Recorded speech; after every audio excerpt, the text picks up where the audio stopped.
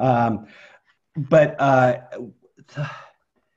think there's going to be the market for in like the restaurant right now, or restaurants. I think you're gonna you're going to see less people dining in for a while, and you're going to just see more takeout. I really don't, honestly, I don't know what, I mean, anybody have any thoughts? I mean, I really don't know what's going to, I mean, this just caught me out of left field, right? You know, it caught everybody, and I really don't know. I mean, I know that probably everybody's going to be wearing masks while they're cooking, I would imagine. Um, but I honestly, I really don't know. Anybody have any opinion on that? What it, do you want to repeat your question? I was just wanting to get what you thought the Oh, what restaurant. I thought. Oh, okay. What Just I what, thought the restaurants are going to be, I think they probably are going to, I think the back of the house is going to be affected because we're going to be watching out what we touch a lot more. I mean, I think Surf Save is, or Surf Save, or any of those ones. I think that's going to be beat in everybody's head a lot more, and we're going to make sure that we wash our hands a lot more. But honestly, I really don't know. I mean, to be perfectly honest, I don't know. I know that there's probably going to be spacing out, a lot more spacing out. You're not going to have as many people in the dining room. The capacity of the dining rooms are going to probably be lowered because they're not going to want as many people in the dining room, or spacing of the dining room. I probably there's going to be a lot more trying to stay away from wait, like having waiters or waitresses, have maybe doing more technology in trying to keep, have like an iPad, or have something, trying to do something to keep people coming to your table as much. Like a waiter or waitress, you're not going to have, or you might have, I don't know. I was thinking like people having iPads and ordering at the table, so where you're not having to deal with an extra person coming to your table. Does that make sense? Like automated, a little more automated, I would say. Does it that is make gonna be sense? different. It's gonna be really different. I was just thinking about that yesterday. I just don't see how we just don't know. But Yeah, just and honestly, and I was on a Zoom meeting, or a video meeting of the Restaurant Association, the American Federation of Chefs, and they were kind of talking about. I mean, they were all over the map as well, talking about like automation, talking about mask, talking about people in glove, I mean, just so many different things, but they weren't really concrete on what they're really thinking. But I was hoping to look at the Restaurant Association website and see kind of what their thoughts are on that as well. But I will keep you abreast to it whenever I kind of start looking at it and seeing if there's any information that's coming out. Okay. okay. All right. Good question. Great.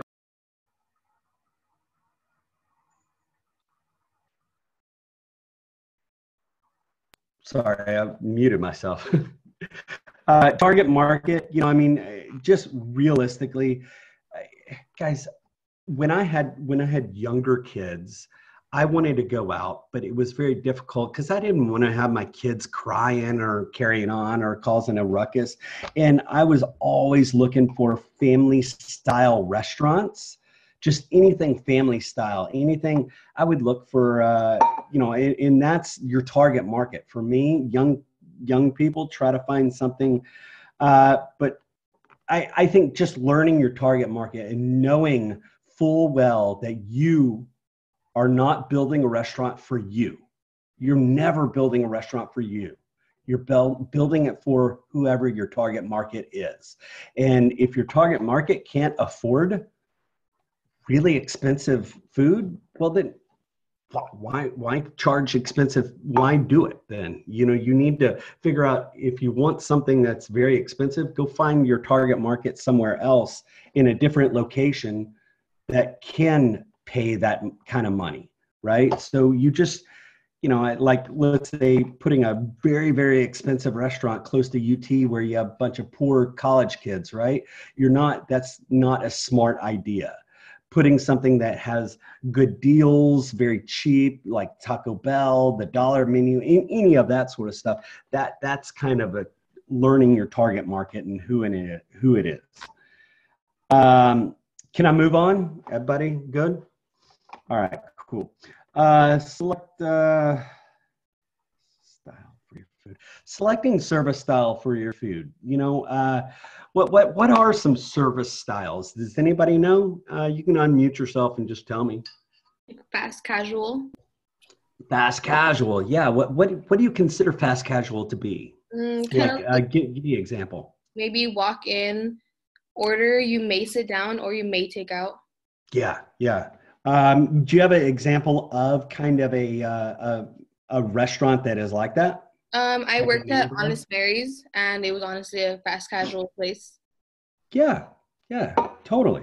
Anybody else have any other types of restaurants? Like you've got high-end restaurant, right? Or let's see, must decide on. What type of example are you looking for? Could you say that one more time? What type of example? Like, do you want a fast service? Yeah. I mean, an example of you know, you've got fast casual. Now you have a casual. Tell me what just a casual restaurant is, or like a regular. What do you consider a McDonald's? Quick service.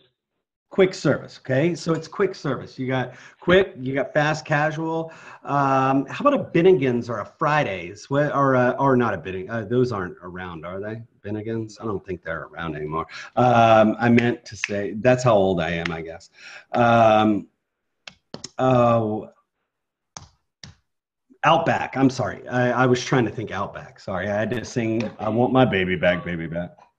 Would it be casual dining because it's not expensive or anything, or fine dining at least?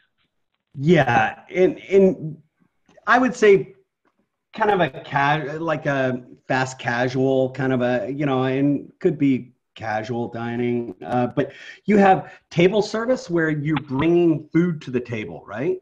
You have counter service. Where you order it and you take your food from the counter and take it to your table. You have some that you order at the counter, but they bring food to you. So there's different between casual dining and fast dining.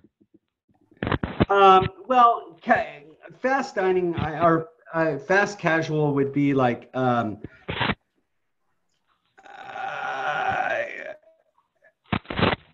fast casual or casual. I would say like that, fast casual. What could you say it one more time? Would it be like a Slotsky's or something like that? Fast casual? Yeah. You order. It'd be more like a Jason's Deli, wouldn't it? Yeah, I would say that. Cover 3. Hello? Yeah, Cover 3. Cover 3? Yeah, there's a restaurant called, you go to the counter. Oh, sorry. I didn't know. I didn't hear what you're saying. Is that Chef Pablo? I'm back. Oh, nice. I can't see you. Go ahead. I'm loving it. I just can't see you. I'm sorry. I don't see many people on my screen when I'm sharing. I only see 4 people at a time. But hold on. Let me change your access back to co-host. Hold on. I need to find you. Oh, it's okay. I love listening. Make a co-host. There we go. Co-host you. All right. Let's see. Where am I? I'm sorry. Select style foods. if you're a morning person, go ahead, Chef Pablo. You can go. I was just covering for you. Oh, I know, it's fine. I'm loving what you said about some of the restaurants because it's really an eye opener for different styles of your food. That's why it's so important when you're doing this project on how you want to interpret your restaurant and how you want to forego what you want to do and what you don't want to do. Where you feel comfortable, where you want to be the salesman to make the most money. That means, what is your priority going to be? Menu is really one of the biggest issues and the biggest way of interpreting what you want to sell. The style of food or the style of the restaurant that you've chosen is really expressing what is your cup of tea in essence. You know, do we concentrate on food service? Do we concentrate on the menu? Do we concentrate on them coming to get it? Or people like people bringing stuff to them? It has an awful lot to do with everything. Because a lot of people want to go to a restaurant and feel comfortable and people serve them. But then again, you might want a customer that wants to go up, pay a little bit less, go up and get their own, order their food, and then it's brought to them. So there's so many different ways of interpreting a restaurant on your wavelength. You know, if it says, I mean, let's talk a little bit about that. I mean, we have to all have a comfort level of where we go, where do we keep going back to make us feel good? Because you're spending money, and in order to spend money, you've got to feel good in return, right? Would you all agree with me? Because we're not going to go to a restaurant to be uncomfortable or not like the food. So if we keep repeating going back to that restaurant, that means you like their way of doing their food, their way of their service maybe. And so you have to get to that point that you understand what you want, what you like. I mean, one of my biggest pet peeve, I don't know about you, Chef, is going to a restaurant and eating on a piece of paper. Drives me freaking crazy when they serve food on a paper. How many, and a lot of people say, oh my God, that's what I want, the ambiance of paper and barbecue. Is that true? Somebody answer me. Do you love that or not? I don't. I like glass plates. I like plates. And so the first time I went to a restaurant, well, that was the last time I went, but they had paper and they had the food on the paper. Not for me. Is it for you? Is that what you like to do? So everybody has something that they love. Doesn't mean that if you don't love the way they serve it, but you love the food.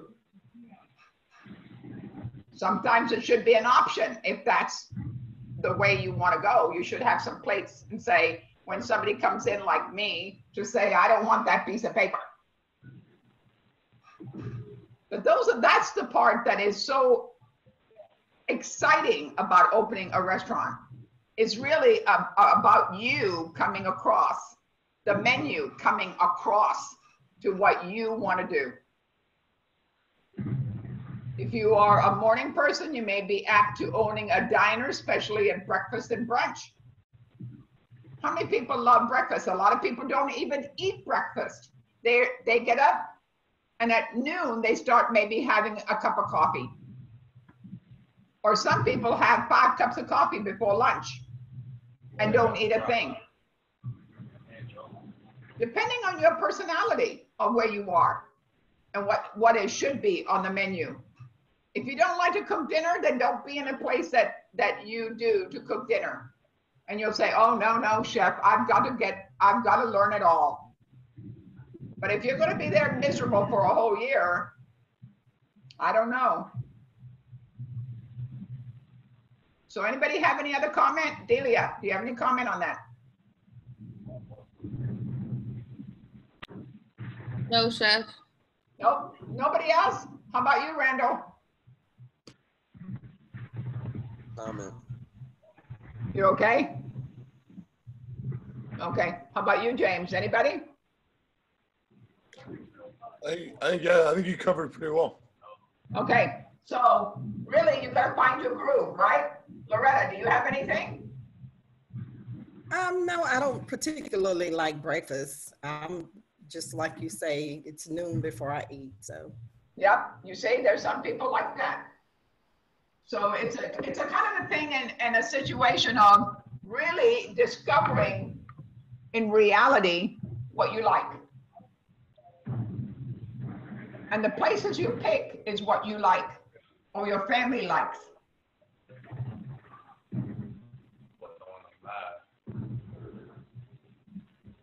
On the other hand, if you consider yourself a night owl, you might prefer a 4 p.m. dinner bar crowd. Party animal sometimes.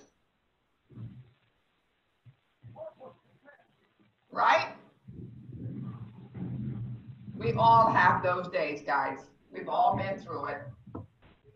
Unless you're really, really quiet.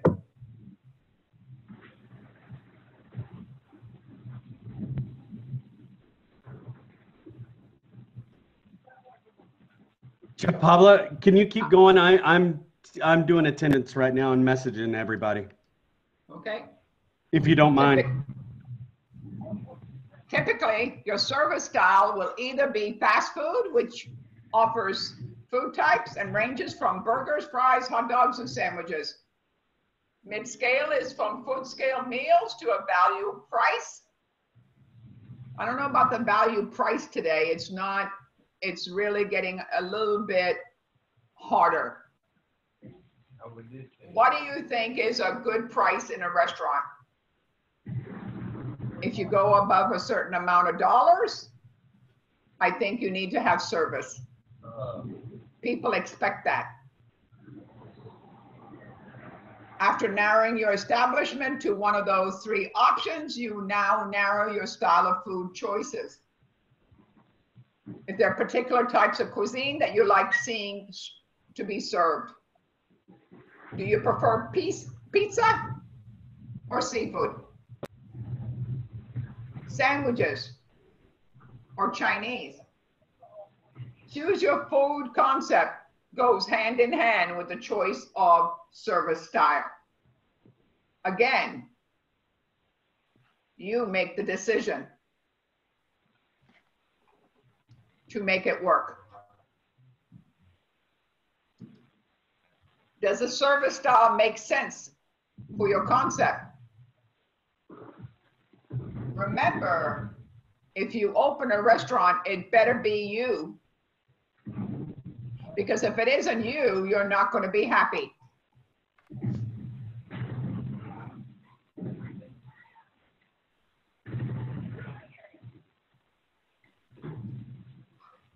Traditional, sit down, brick and mortar, full service,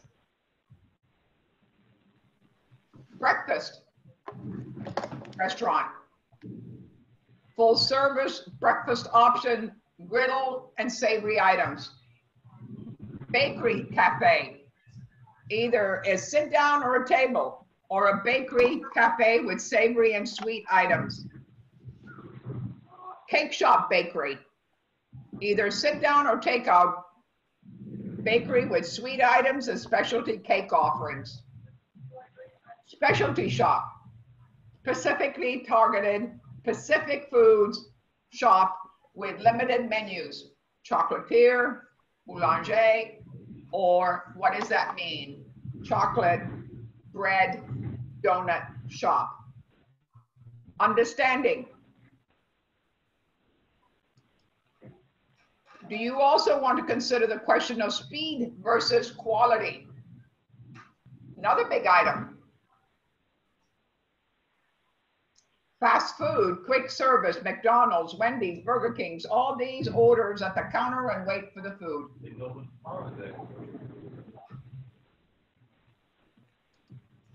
Fast casual, Boston Market, Noodle and Company. At these, you order at the counter and wait slightly longer for the food in some places, and then sit down and the food is brought out to you.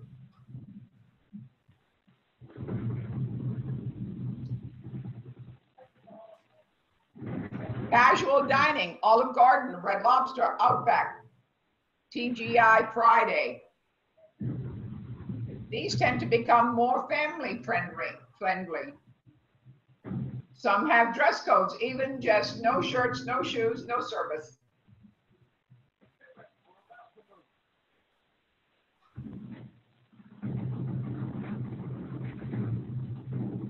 Fine dining. The French Laundry, Babbo, 11 Madison Park. These are expensive and elegant, the above. The absolute highest quality restaurant in this category require reservations and have a dress code. The difference in price is a lot different. Develop a business plan. Like any other type of company, a restaurant will need a concise business plan. Really, really important.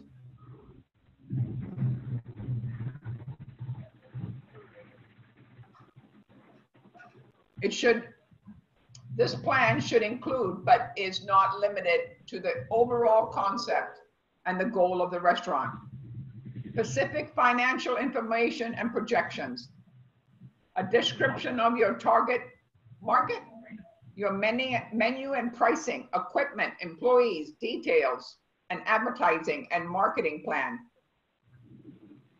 and a potential exit.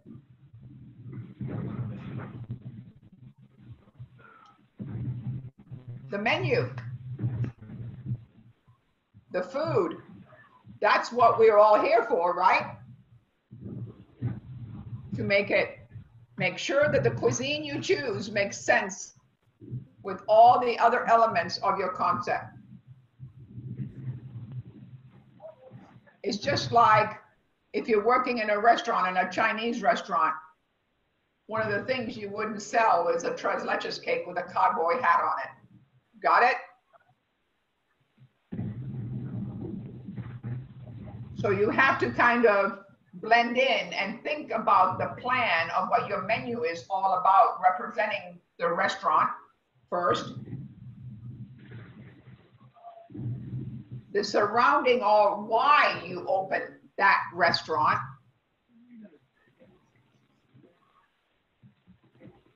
the flow of the food, because if you're going to say, you could say Tex-Mex, which is great because you could bring in different types of food with Mexican food. Making sure that the title of the restaurant that you're picking kind of gives a person that's looking for a restaurant an awareness of what is being served. Really important. Give an idea on overall cuisine style, at least 3 specific menu items that you would offer. Also, what type of menu will you use? What is the format for the menu? We talked a little bit about creating a menu yesterday. A little bit. Your biggest piece of paper that sells everything. And you could say when you get in that, if you get in that restaurant, oh my gosh, I've been waiting to come here. I've heard it's great.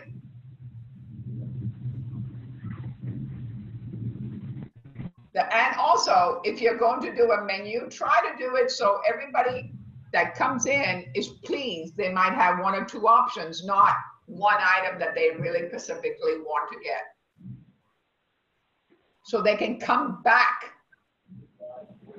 to try the other thing on the menu. The menu can make or break a restaurant. Revisit your plan business plan to make sure the menu attracts your target market, is affordable within your budget, and complements the restaurant design concept. For example, if your restaurant is a family friendly, you can need a kids menu. Another item that you need to have four things on, or 5 things on. If your restaurant is a family style, a kids menu, and if you are upscale establishment, and a lot thought will have to go into the wine list. What kind?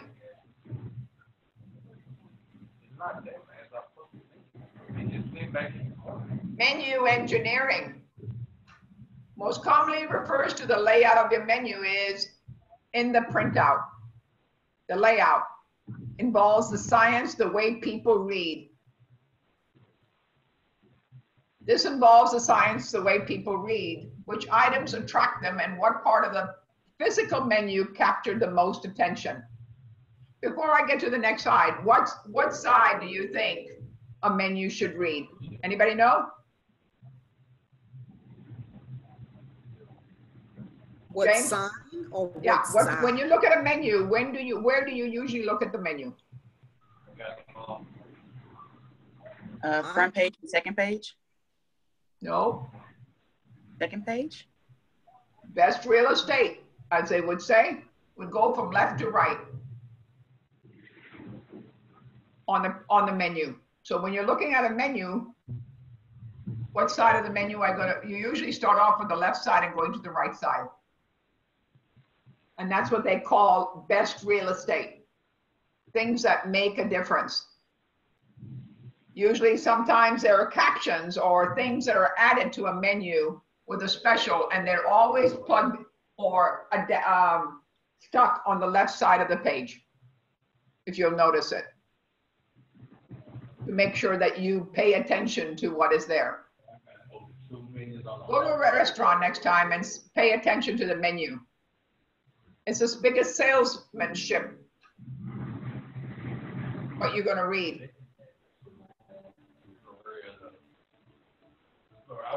So, best real estate of the menu design will better sales simply due to the science of how people read a menu. Menu engineering has more broad meaning and relates to evaluation of your menu. It is a big picture. It involves all aspects of the menu, from printed design, layout, the science of reading and marketing, its sales mix structure, and the impact of sales mix and menu mix. Menu engineering involves interaction of the kitchen's guest perception of the menu and the financial bottom line.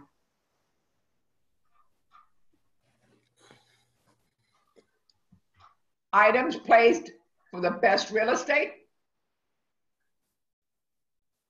will get better sales simply due to the science of how people read the menu. I think I read this one again. No, I didn't. Menu engineering has more broad meaning than it relates to the evaluation of your menu. I read it. Sorry. It didn't go through. Okay. Types of menu. Table,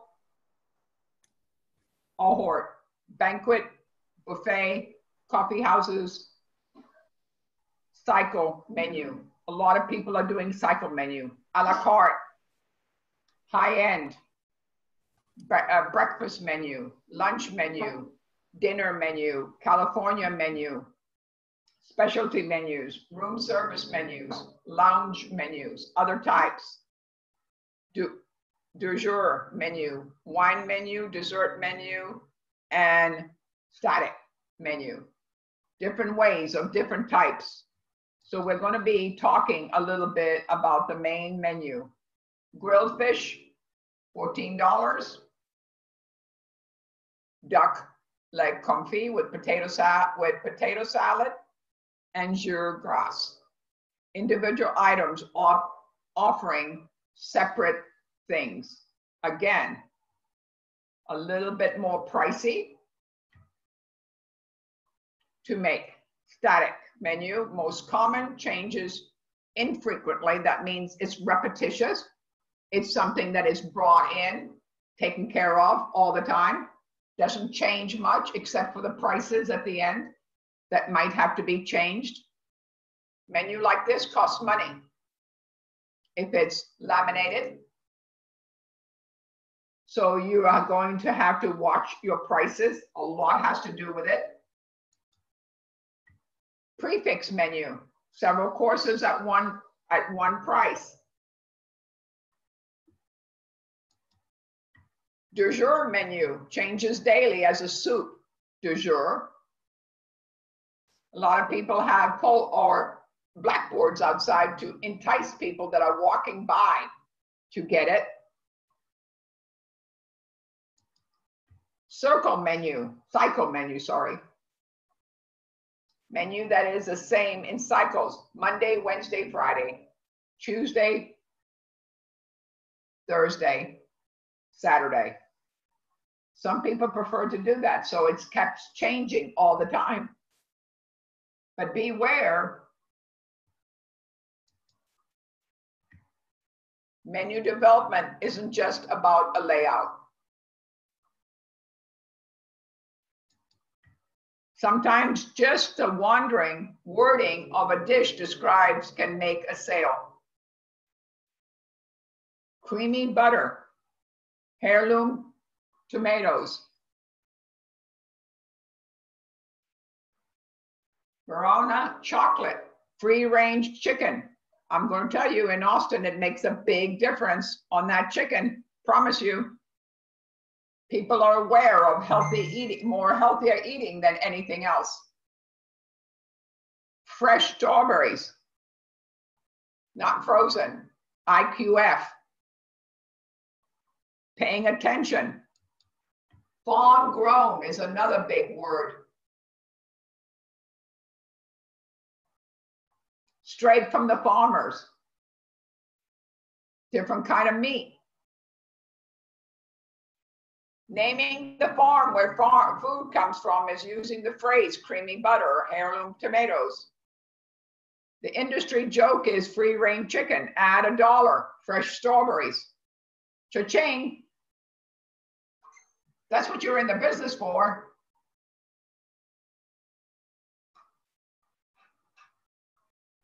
This is called menu designing or a menu engineering.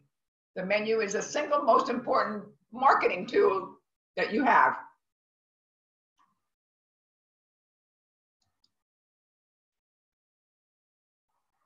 Chef Cliff, can they watch that video or do they have to do that on their own? I don't know. Let's try it. Okay, thank you.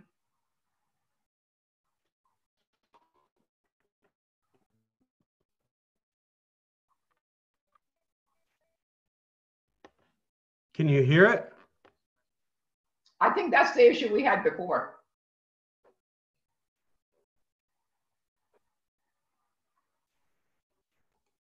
Could y'all hear that? I can't hear, Chef. I can't either. Okay. Well, then I'm still trying to figure that out. I'm sorry, guys. That's okay. It's all right. Okay, see I'll work on that today too. So let me do it both through of my us will work it computer out. speaker. Let me do it through my computer speaker real quick and see if that will, instead of my headphones.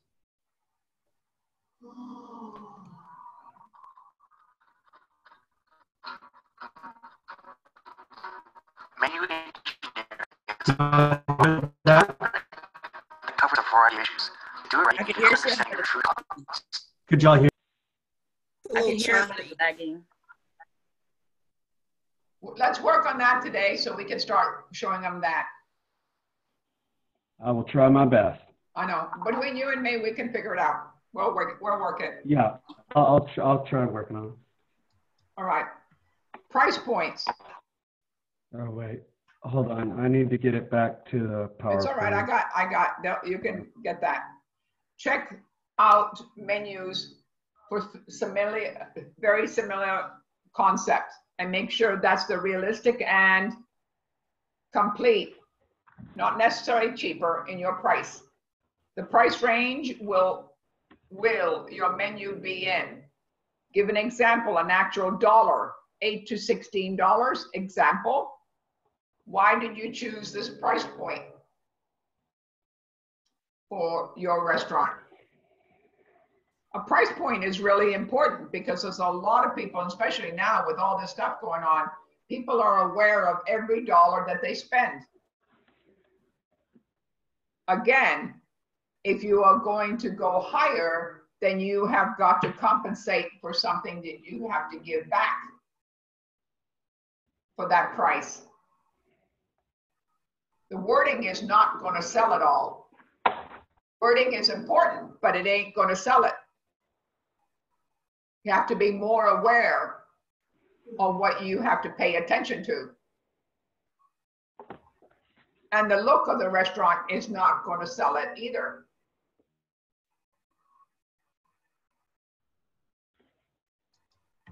Atmosphere. What does your establishment look like, sound and smell like? For a food truck or catering company, what type of experience are you creating for your clients?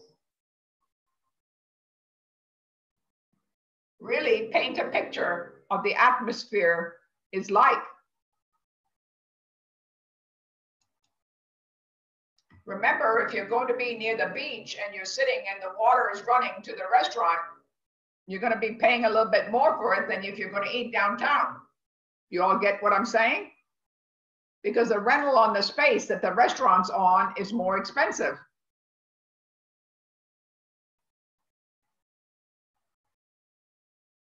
What is the management structure of your business? Will you be the chef owner, the GM, or what else will hold the management duties in your absence? Location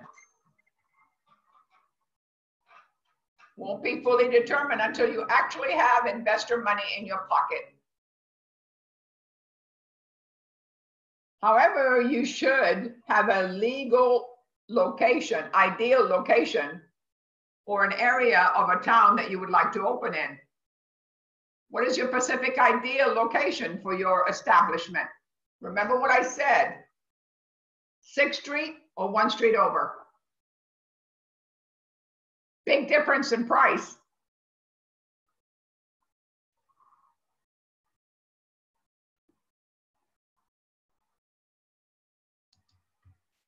The old saying, location, location, location. How many people have been to the Oasis? Anybody to eat? Has anybody heard of the Oasis? No, chef. It's beautiful. The food is terrible. Exactly. Everybody says you've got to go to the Oasis. The only thing I found good at the Oasis, maybe it's my comfort level, is a margarita.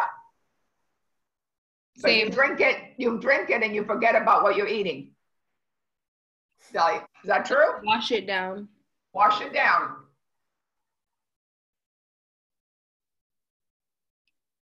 But can you ever replicate the view and the atmosphere? You can't. 15 levels of restaurant overlooking Lake Travis. Unbelievable. I don't know if you all knew, but Chef Raff took care of it for 7 years.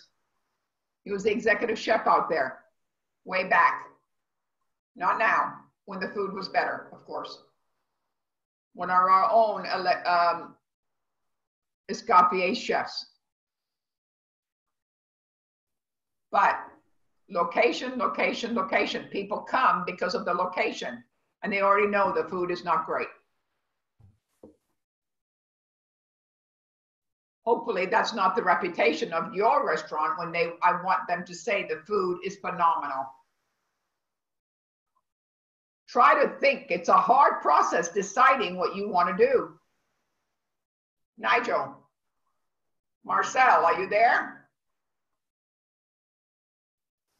Please say yes. Don't forget to revisit your business plan and make sure that you are close to target market. Don't be out of the box.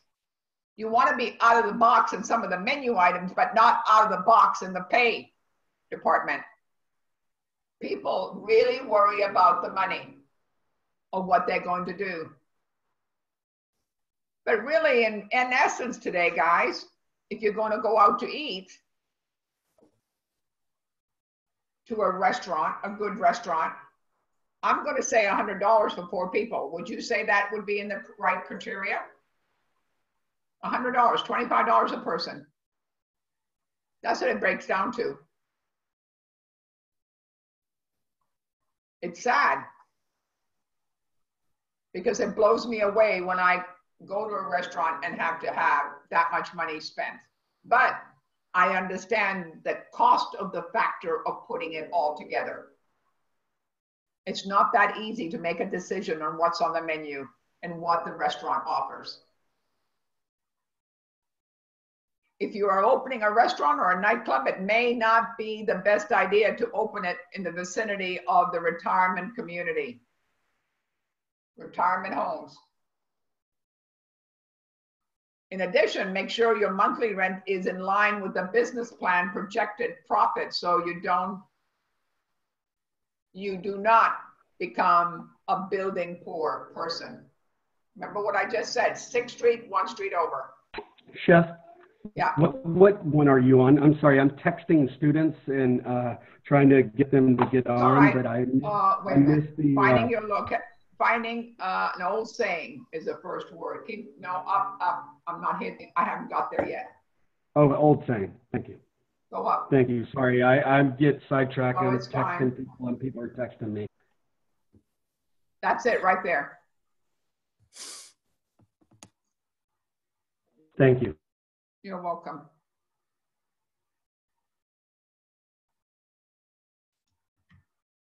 Once you find your location, the next one, Chef, and the layout design of the interior should be taken into account. Right there. Thank you. You should already have a concept of your restaurant in your business plan. Bring the concept into the design of the dining room. When designing your kitchen area, think about what your menu in order to determine what you need for food preparation area. How many of you have an idea for your design? Matthew, you got a design? Say it. I'm still working on it. Just thinking. I want to know basically at which kind of direction you want to go. Right. I mean, my dream's not to own a restaurant, so I'm really trying to put forth thoughts. Really? So what is your dream? I mean, my family owns a company, so I know what all it entails. And then just like, well, I'm a realist. I mean, I support people and what they want to do, but just statistics, I mean, numbers don't lie. Like you said, 50% of restaurants don't succeed their first year.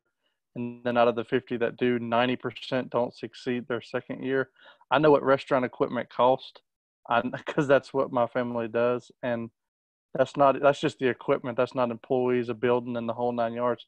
I mean, that's a lot of money for the statistics to show that. Yeah, but you know what? Sometimes you have to follow that dream and to prove them wrong. You get it? Matthew. He's frozen. Kimberly, what is your concept? Matthew, are you there now? Better? Yeah, I guess I froze. I'm not sure. Yeah, you did. But you understand if you don't take a chance, and sometimes if you don't make sure your dream is a dream that you want to go to, then if you don't take that chance, sometimes your dream is busted. Right. No, I understand. And like I said, if somebody wants to do it, I'll support you the whole way through and I'll help somebody along the way. I just don't know if personally that's what I want to do. I want to cook. I want to learn all I can. And like, I'm one of those loyal people. You could always start small. Yeah, you could, but I'm from a small town and I like that vibe and I want to, stay true to my roots. I mean, Austin's the largest place I've ever lived, and I'm only here for school. So, I mean, that's my mindset. If I go back home, I know my chances probably really aren't as good as like people that want to stay here in a bigger city. I mean, your chances go way up of making it, and that's just, I don't You've know. only That's got my so many people coming to the restaurant to eat, right? right. Okay. Kimberly, tell me. So, like, I don't know if you've heard of like Collins Street Bakery. I have. I've been there. I kind of want to do something like that. Got my homey place. Like the layout, varieties of the cookies and everything. I want to kind of do something. So like let me ask you. So if you're going into that aspect of it, why did you go into culinary? I was gonna do pastry, but I really like. I can already like bake really good. Can't really cook that good. So you thought that you would do the cooking, so you would sell pastry and then maybe do some cooking also? Yeah. Okay. James, what do you think? Yeah, so like the ultimate dream for me is do something kind of like Bangers Sausage House. That's down there on Rainy Street. I like that. I like that kind of concept. Tap room, fast casual, options and stuff like that. In and out? No, I mean, and that's what I like about Bangers is they have a dine-in area as well. It's just smaller. That's more focused on, like the beer and like the terroir of hanging out and stuff. So that's what that's my. You know who make the best sausage, don't you? Who's that? Zach? What do you say? You said who's that? Who makes that? Of course, the Polish. I'm Czech, but I hate to tell you, but the Polish make it better than the Czechs. I married a Czech woman. Her last name was Polanka before I married her. So yeah, the Czechs do make good sausages as well, though. But you're right, the Polish make. They do, but I tell you, if you want to have the best sausage ever, go to Bremont, right around here. I don't know if you've ever heard of it. It's a Polish town, and it is the best. You know, when I make klobasniki, I don't know if you all know that I make sausage kolaches, but and I use that sauce. It is the best sausage you can buy in Texas. Yeah. Kolaches. Your kolaches are amazing, Chef. Yeah, they make the best. I mean, I'm not going to tell you that they're not cheap, but it's and my friends love it because they know I'm Czech. And for me to say a Polish sausage is better than a Czech sausage is a word by itself that is not great, but it's a good thing. So it's really good. All right. So Robert, what about you? Let's go. What do you think? You want to go work somewhere. You don't want to open anything, right? Yeah, I don't want to open anything my own. I want to just work in a already existing establishment. I think that's right up. And Robert, that's a great decision for you. Really, knowing you, I think that's a good one. Yeah, my family has all been like company people where we kind of like, we find something we like and then we work up the ladder. Sure. Jonas, what are you telling me? What do you think? I'm going to do a food truck. You're going to do a food truck? Yes, ma'am. In Austin? No, Colorado. Colorado. So you're a cold kind of guy. You like cold weather. And you like cold weather. I don't mind it, no. You don't like cold, you don't mind it, okay. Well, if it was going to be in Austin, I wanted to come eat it. What are you going to sell? It's going to be tacos primarily. Tacos, different tacos types? de lengua, chile relleno tacos, breakfast tacos. All right. So are you going to be more morning and afternoon than evening? No, all day. All day. You're committed, huh? We'll see. That's commitment, though. Yes, it is.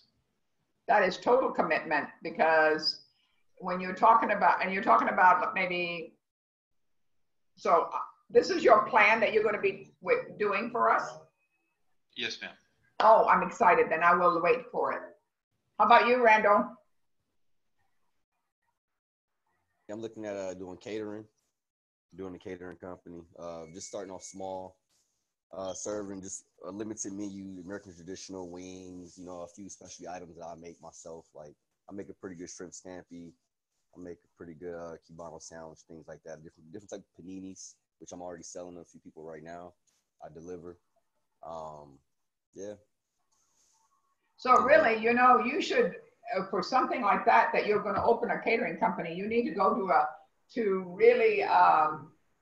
to business companies, that big business companies that you could cater them for lunch and dinner. Exactly. Or lunch basically lunch, because you can do a lot of your business during the lunchtime, because a lot of these big companies like IBM and Dell, especially Dell, and Microsoft and all of them have big business meetings in the afternoon that they can make a difference at.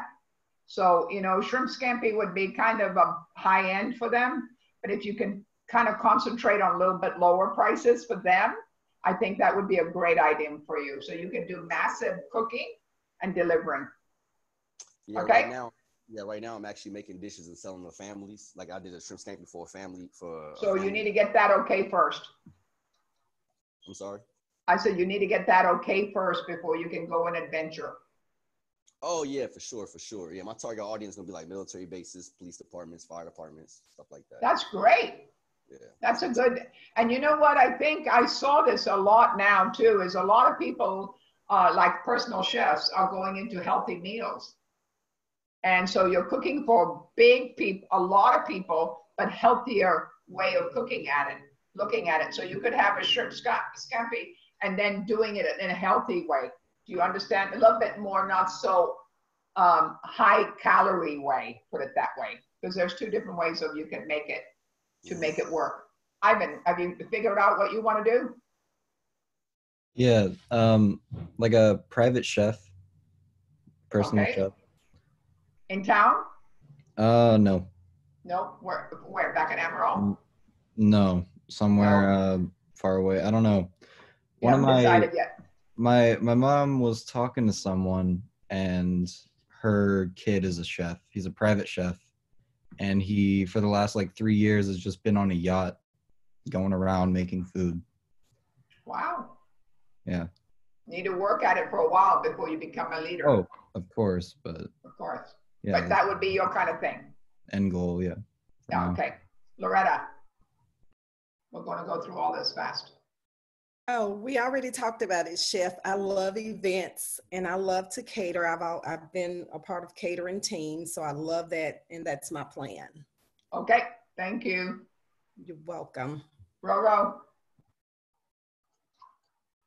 I already know, but go ahead.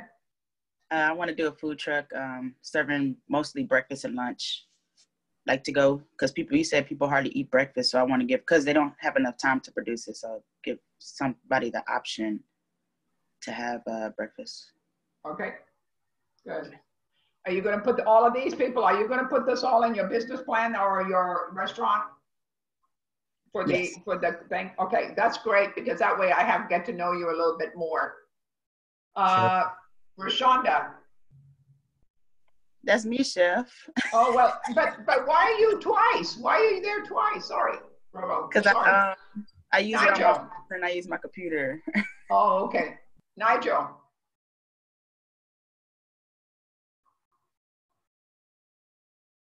He's in the chat, Chef. Okay, he's in fine dining. I see it. Marcel.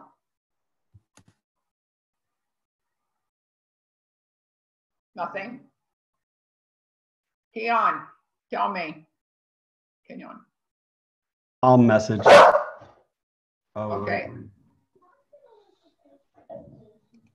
Fine dining and. Don't mind her, Chef. Okay. No, I got to read these small things. I need to go really. I'm sorry, I had to reference SpongeBob. Pardon? I had to reference SpongeBob. Okay. All right, so quality. How important is quality? Obviously, we all want to offer the best quality that we can afford, but the level of quality of product can offer is determined by your concept and your price point. Quality is key, chef. Thank you. That is the key word. No matter what you think, when you go to a place to buy your product, guys, and you'll say $5 versus $2, and look at the $2, it's so wimpy that it's falling apart. You know? Yep. Tell them, chef. Tell them. No, quality is the key to everything that you do. You might pay a little bit more of a cha-ching, but at the end, the smile on your customer's face takes care of it all. I promise. Even when you're baking cakes, when you're doing anything, quality is so important.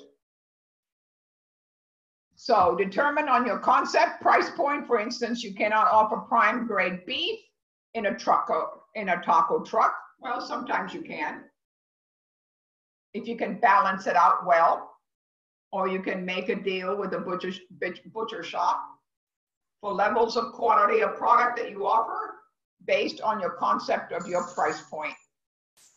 What about the farm to table or organic food? Again, you go to a grocery store, guys, and you go to the organic aisle, you're going to find the difference in the price from that to the other. Depending on certain items, guys, it doesn't have to be all organic. You can pick and choose. How do you make your new restaurant stand out from a crowd?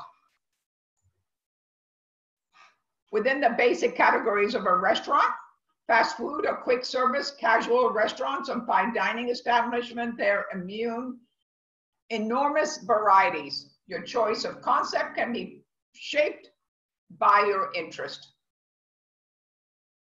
Target price, target market, and budget, as well as the culinary trends. Are you working alone? How much of a staff do you have to balance it all out, to make it work? Italian is far the most popular cuisine in the United States, to the National Restaurant Association. Is that true? Yeah. Wow. But then again, don't forget, guys, we're in a part of the country that Mexican restaurant overtakes an awful lot, I would say.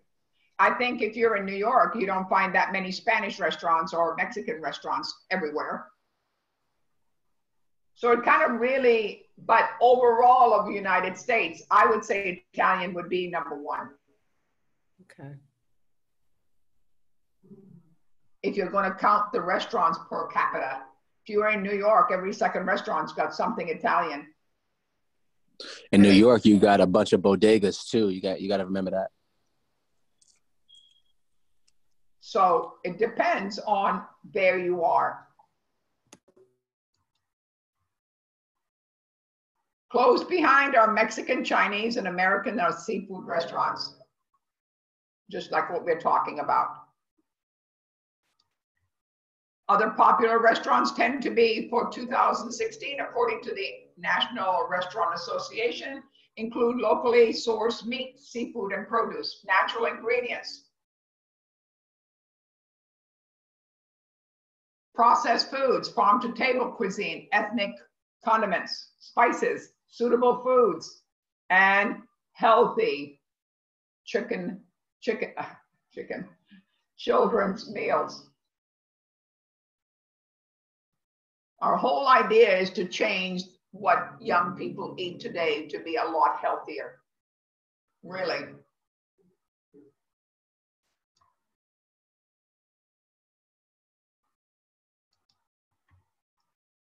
Not every concept of work works in every community.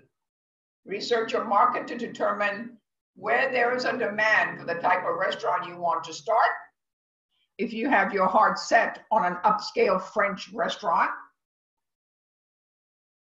but your area mostly working class families with younger children, for instance, they're probably not a big enough market to support your concept. Also, consider the local competition and what they aren't offering that you can provide. So it's really a lot of things to think about. A lot of things to be in a concept when you're opening a restaurant. Location, location, location. First of all, deciding where you want to go. And in that location, guys, you've got to understand what the restaurants are around you. If it's Italian next door, are you going to open another Italian? I don't think so. So let's go ahead and take a 10-minute break and see where we are, and then we'll come back. Cool. Okay. Yeah, sounds great. Sorry, I've got about 5 text messages that I'm dealing with students with right now that are not on class. So okay. I was just multitasking. Sorry.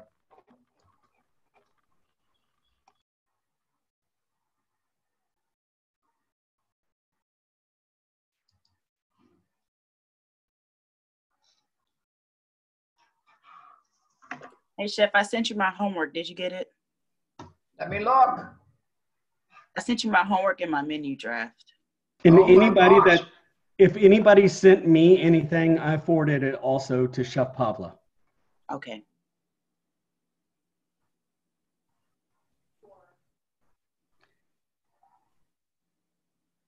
Okay. And Ivan, sorry I texted you this morning. I didn't mean to. It was accident. I see you're here.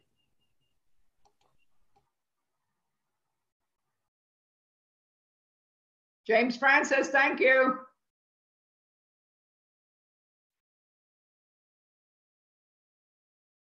Oh, he's off. Okay. Yes, I did get it. Thank you. You're welcome, Chef. Appreciate it. Yes, ma'am. Like they say, thank you for shopping Escoffier. Hey, Chef, I did have a good concept I talked with Chef Miguel about for a restaurant. I mean, it's nothing I would want to do, but I do think it would be really good in today's age. Uh-huh. Where I'm from, I used to live right across the street from a winery. And you know how the winery, right up my alley. They serve food, but you like overlook the winery and it's supposed to be all pretty. Well, with the farm to table movement, do the same theory, but overlook the crops, the vegetables that you actually grow and serve them. And then, because, you know, anybody can say they're farm to table or serve fresh veggies, but there's no way to prove it other than you're eating right over it. And that's your view. The same concept as a winery, but not wine. You could say, come to my farm to table. Right. And then join us at the farm to table. Right. And then there's no way to prove it other than you're sitting there literally overlooking the mountains and hills of where you're growing your crops. Yeah, but don't forget, then you're going to have a crew to take care of that yard. Yeah, but I mean, the price that if it's big enough or small enough even, I mean, if it's small enough, you wouldn't have that much overhead. But if it's big enough, the price that you pay for organic, I mean, I think it vegetables. Would really. I agree. Right. I totally agree. So you talk to Chef Miguel. Goody. Yeah, he said it was a good idea. I mean, like I said, I don't know if that's something I want to do, but I thought that in the back of my head. I was like, I bet that'd be, especially today's time with farm to table and all that. Wouldn't that be something if you had a porch and tables on the porch, a big deck, and then have the garden right in front of you? Right, that's what I'm saying. On the side. Yeah. That would be really wonderful. Right. With umbrellas to shield the sun. It'd be something. Good idea. If somebody wants it, I'll take a little percentage for the idea. Oh, I'm sure. You're a businessman. Remember first, Matthew. You got to make money. Money. Yeah, you've been raised in that atmosphere, haven't you? No, my wife. She's taught me a lot. Has she taught you a lot? Oh yeah. Okay. So she's your business partner or the person that leads you in that direction. She's definitely the leader, that's for sure. Okay. Well, that's a good wife then. Men don't think that sometimes, but that's okay. Well, you just got to accept what you're good and what you need help in, and okay, that's you balance it out. That's right. That's what it's all about. I know.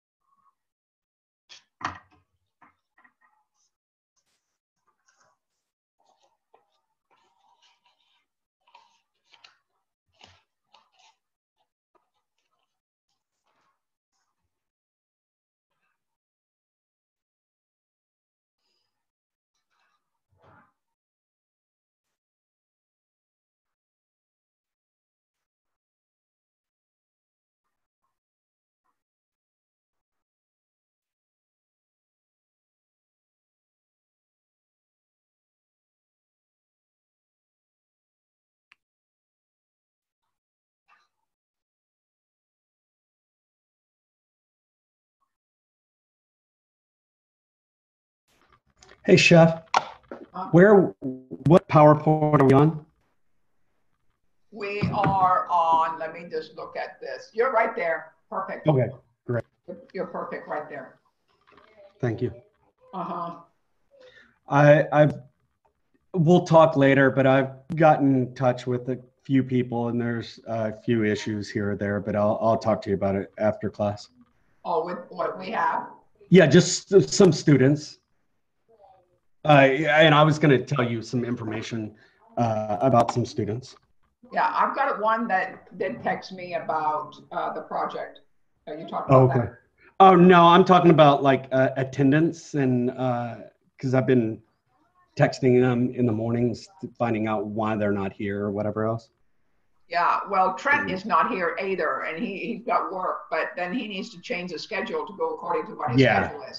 But there's like one person that's sick and one person going to VA. Okay. So there's quite a few reasons for it. But anyway, I'll talk about it later Okay. with you.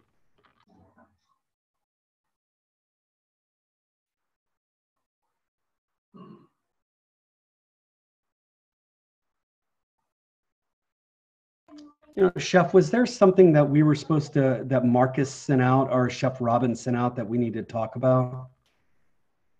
No, On an email? I didn't see anything. Did you? I don't know. I thought I saw some. Let me pull No, my I went through everything yesterday. What's her name?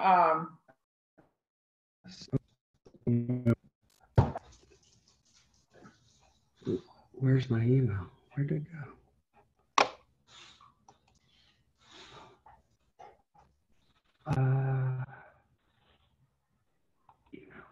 Oh yeah, about this emergency. When did they come out? Yesterday? Yeah, it was for students with emergency. What is that? For money, helping students with money, I believe. Oh, I know what. They want us to contribute money towards it. And then they'll help people that need it, from what I understand. I was going to call and see if anybody donated any money towards it. I saw that. Oh. Is that the one you're talking about? I think. Hold on. Bank mobile account provider. The CARS Act. Due to the ongoing situation. What day was that on? Could you give me the date?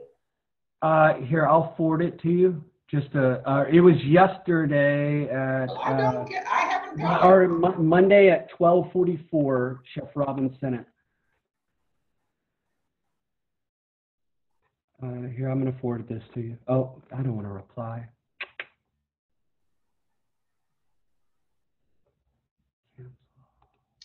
I don't have it. I'll forward it to you. Hold on 1 second. Where? Nope. No, I lost it.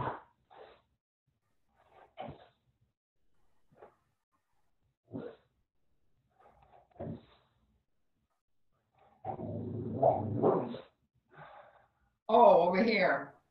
CARES Act. I just saw it. Yeah, the CARES Act. Okay, Student emergency okay. grant. Oh my gosh. Let me go take care of my dog.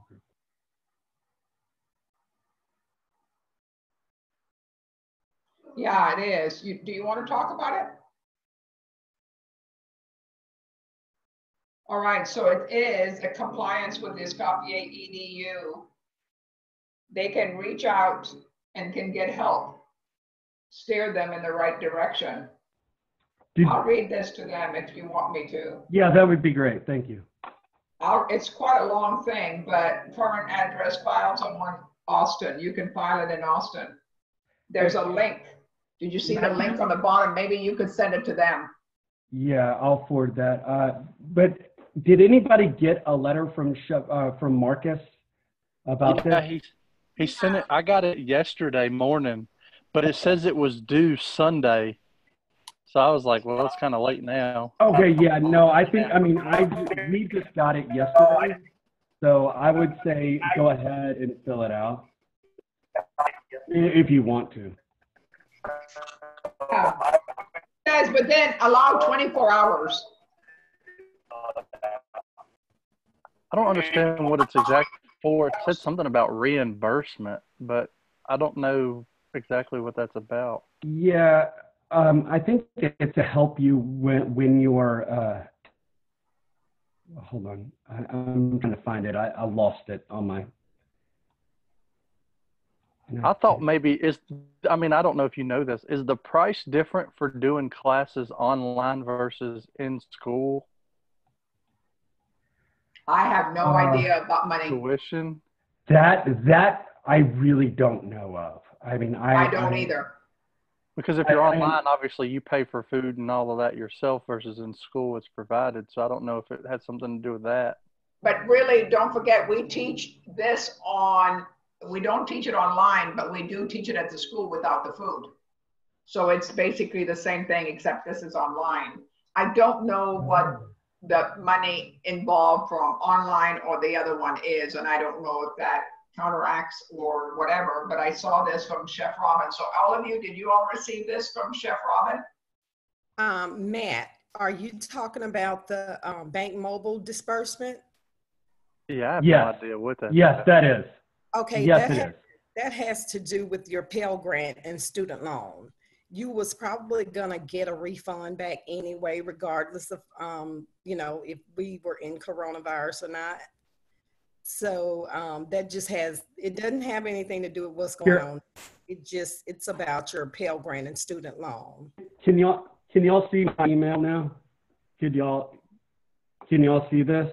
Yeah. Yeah. Okay, so this is what I'm talking about right here. No, I was just addressing Matt. I don't know what that is. Oh yeah, no, but this is about the because I think I saw something about the mobile banking. I got you. Yeah, because I had no idea. I was like, what in the world is this? Yeah, because I took some classes before I came here, and I always got my refund through Bank Mobile. Oh, okay.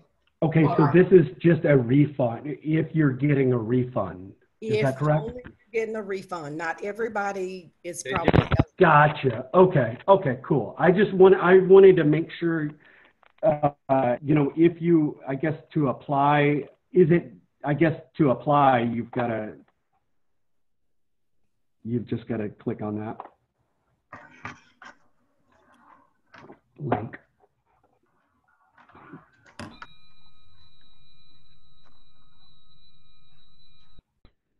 Chef, you ready? I'm ready. All right, let me close out this email. Or do you want me, I guess since everybody's been hearing us, that's fine. Yeah, and then another thing, just pay attention too, guys. I know Chef Robin probably, and Sherry, Shelley, sent it all to everybody to get it. So we just want you to be aware of something that you need to read the email to see if you qualify for that specific thing, to make sure you respond if you need to.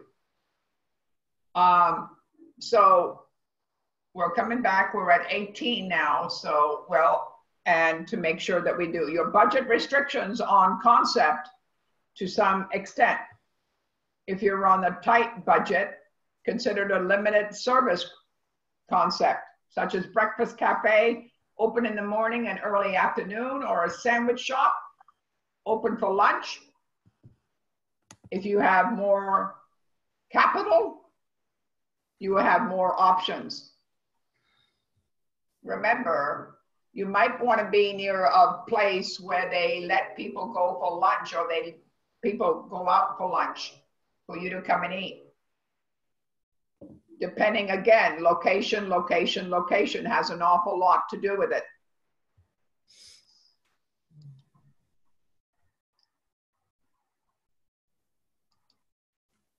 Plan your restaurant design and layout.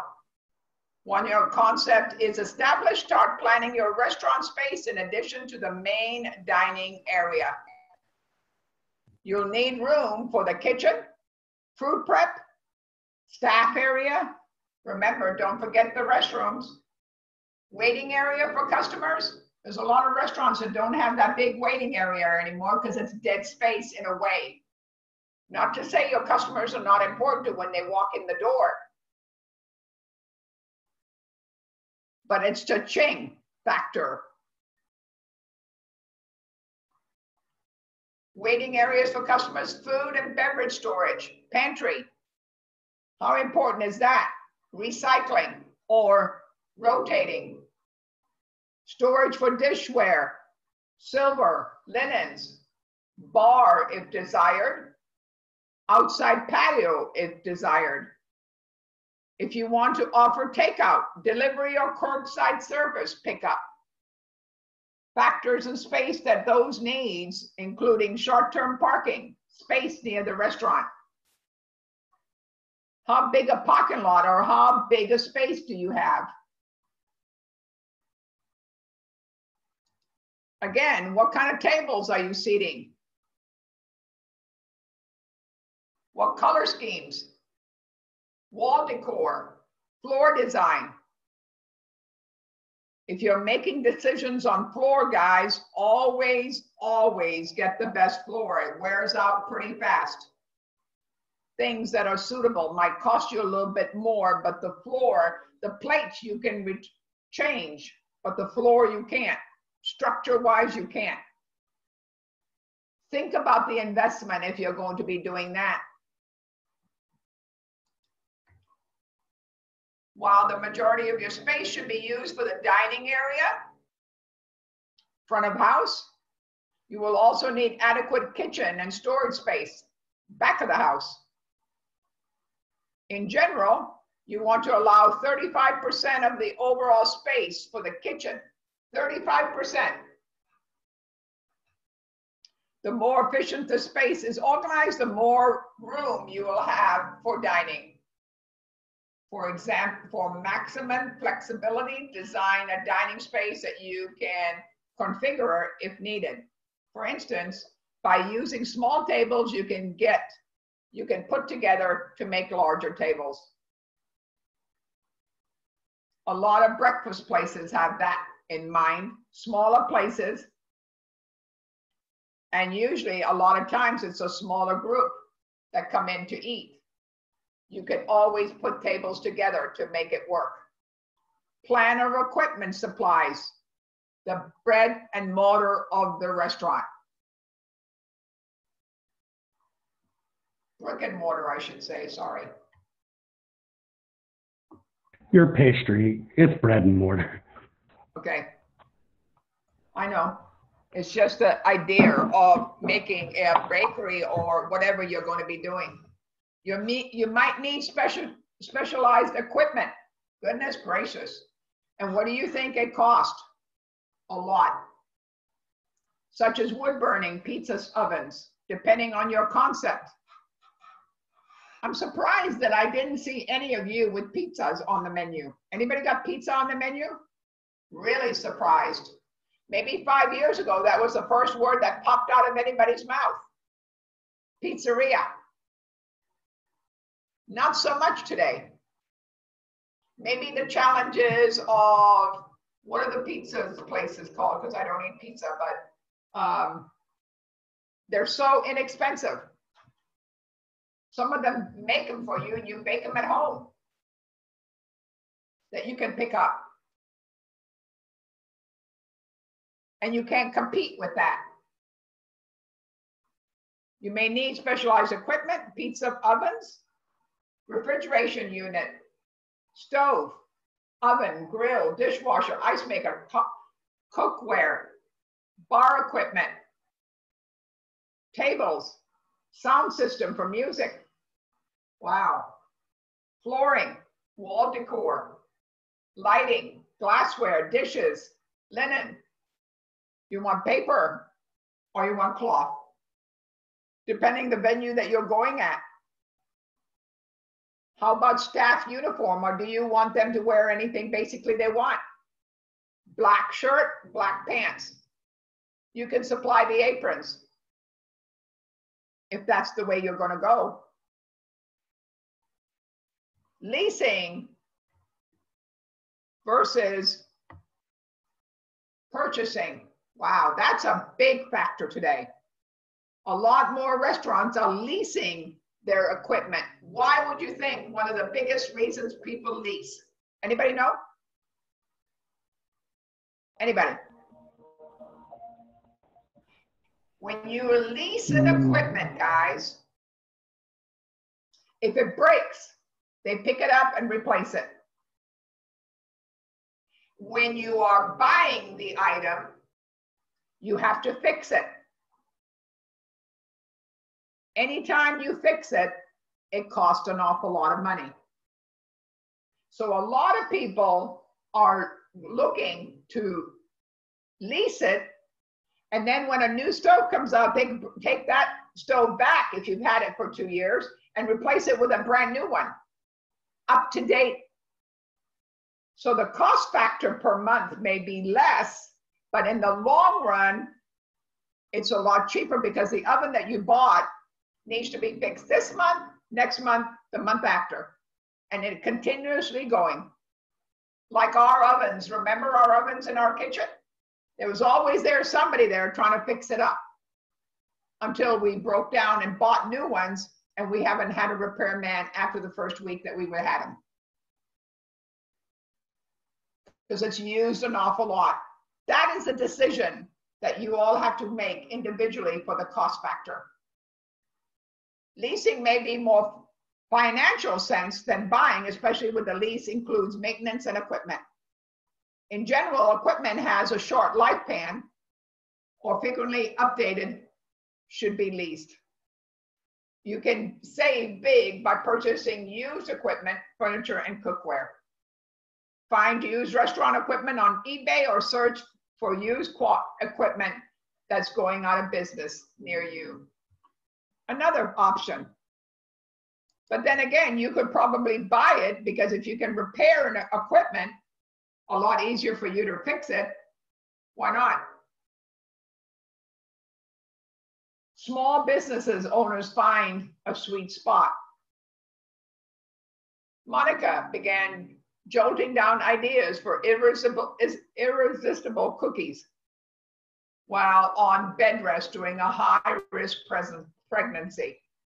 But she didn't formally create Monica's gourmet cookies until 8 years later.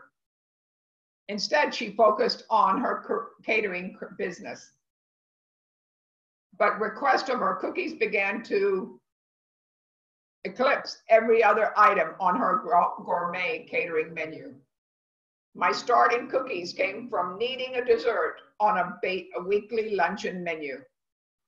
When I catered, she recalls, soon after, the client didn't care what I catered as long as the cookies were on the menu. Hey, yo, chef, can you teach me that recipe? Pardon? Is it cool if you can teach me some cookie recipes? Oh, really? Is that what you want? Yes, ma'am. I've got some real good ones. Awesome. Randall, do you see what I just said? So a little bit of sweet carries off the savory.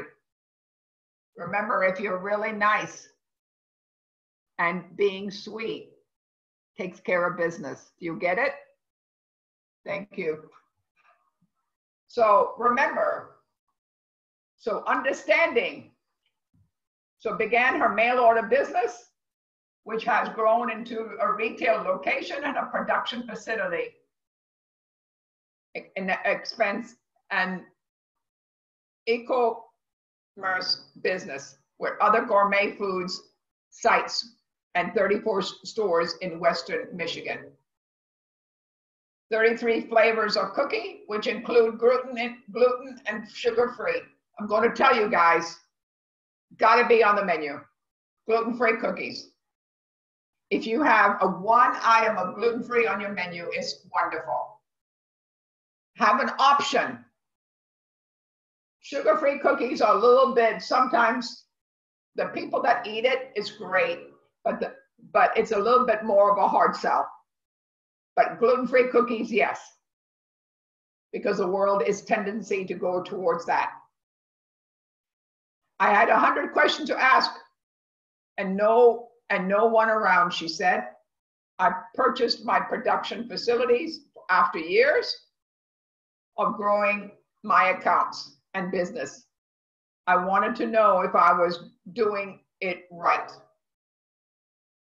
I mean, it looked like I was, but I needed to know from an expert. She worked several mentors, including Bob Coper, Dale Edward, and Dan Butler. Helped her with her numbers. What a great team. I finally formed a business. Learning about financial reports then made me be responsible for knowing the numbers on the report. Before that, I glanced at them and kept going. Revenue increased after I became aware of where the dollars were bleeding out and how I could rein them back in. Understand your business. Understand every day. Remember the POS? Remember the system. Look at it. Where is your busy times? What can be reused? So if you're going to be making, right there.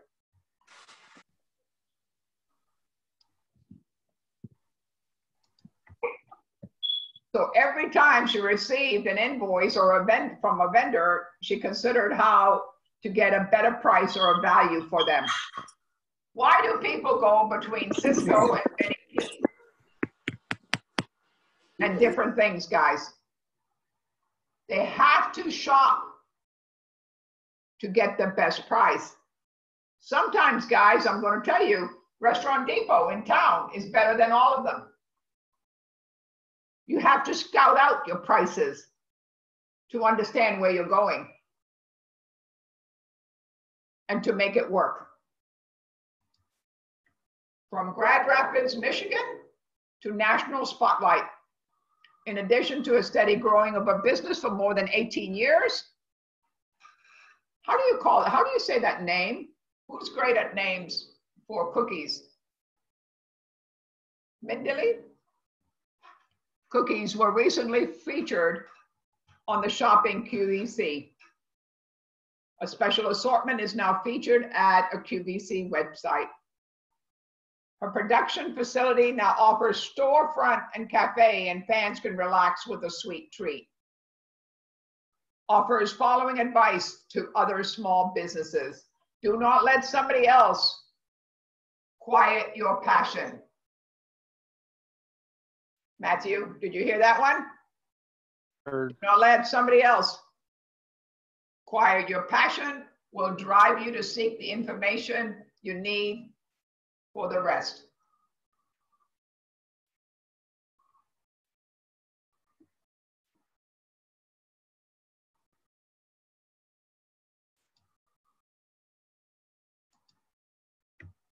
Here are 10 restaurant trends which you should be aware of.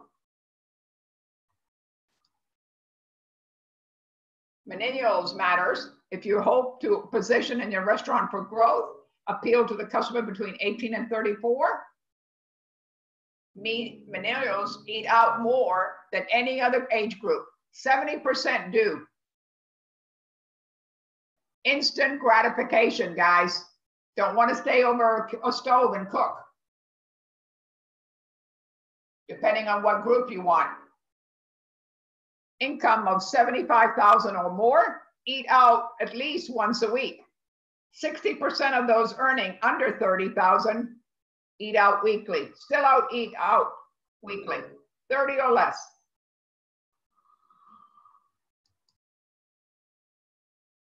Competition can come from unexpected places. Untraditional competitions are moving into the territorial restaurant territory. Gallup portions, meal preparation services that skip ingredients to customers' homes, smartphones, apps. You've seen the ads on your phone. All food, drop it off. You go to H-E-B, you get your food already made up, brought home, put it in the microwave or put it in the oven, bake it, done. Taking away from the restaurant world. You pay a little bit more to go into an atmosphere that you want to enjoy. Get away from it all. Another new beginning, another new phase of atmosphere. Do you like that, or do you want to bring it home for a comfort food to sit down and watch TV if that's what it's meant?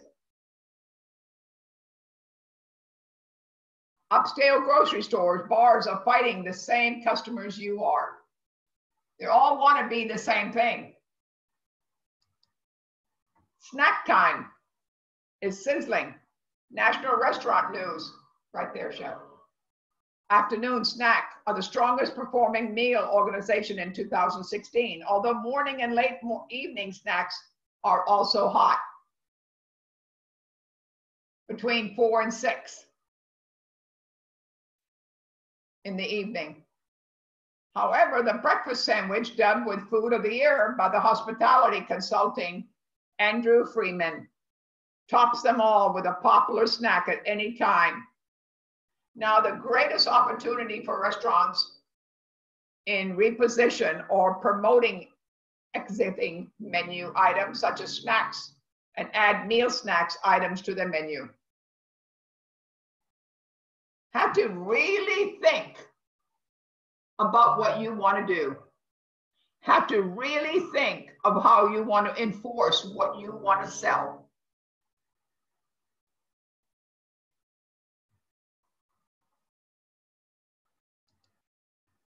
Vegetable-based meals. Kind of again, vegan, Austin.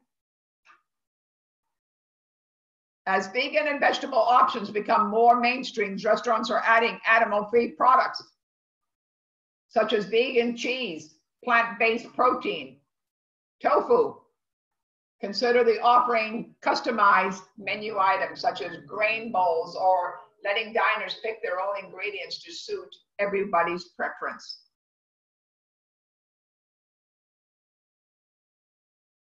Ethnic cuisines. Ethnic foods are becoming more popular nationwide, say National Restaurant Association. Southern Asian food, including lesser known cuisines such as Latino, how do you say it? Latino. Taiwanese, Malaysian, Filipino, Indonesian, especially hot, while Americans love spicy food. How many of you love spicy food? A kick.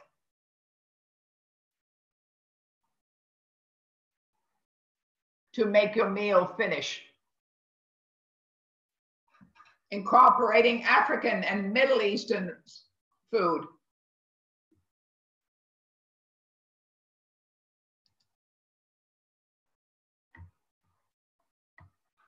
They want to know whether food, from homemade condiments to heirloom produces. ethnic dishes. The National Restaurant Association says diners are seeking more ethnic everything. They want to know where the food they're eating came from, how sustainable it was, and how it was prepared. Really getting to know. Vibe dining. Consumers weigh the overall experience carefully by spending their dining dollars. Put them in such thought as cooking and feeling of your restaurant, the music you play, the added attributes to your staff. And as you, as a menu, advises Andrew Freeman, experiences originated business such as shopping, movie theaters, entertainment venues, boast your restaurant entertainment factor. Throwback dining. Going back to the past in one experience that is hiding a chord with diners. There have been greater emphasis on immersive experiences that transport diners into a different place and a time.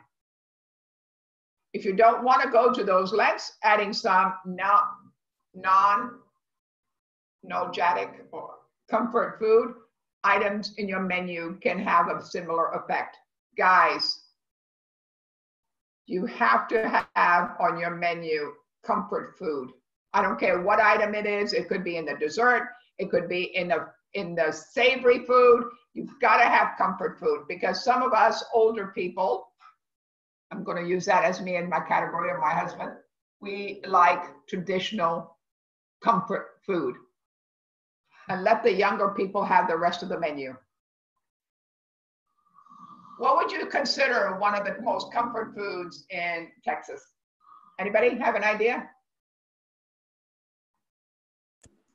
Maybe hamburger.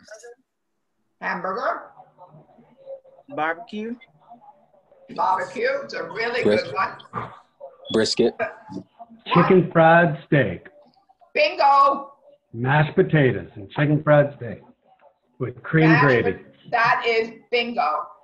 And I would say chili. Who said that? Robert? Robert, yeah. Chili, okay? Would you take chili over chicken fried steak? Yes. Yes. I definitely would. Really? So really, then you really got to think about what your menu is kind of thought of, right? Because for me, I wouldn't pick chili. But my husband would pick chili. Do you get what I'm saying? So we have to kind of find a factor and have a balance of everything. But majority of people love chicken fried steak or chicken fried chicken. And then mashed potato or a baked potato have an option. Comfort food, it's a must. Cafeteria style dining. According to Andrew Freeman, cafeteria-style restaurants are growing in popularity as part of a customer's desire to customize their meal. Think of how you can incorporate a cafeteria-style feel to your restaurant to attract a wider variety of diners. So if you're going to be doing that, what do you think you need? One of the biggest things you require, and it costs a little bit more money.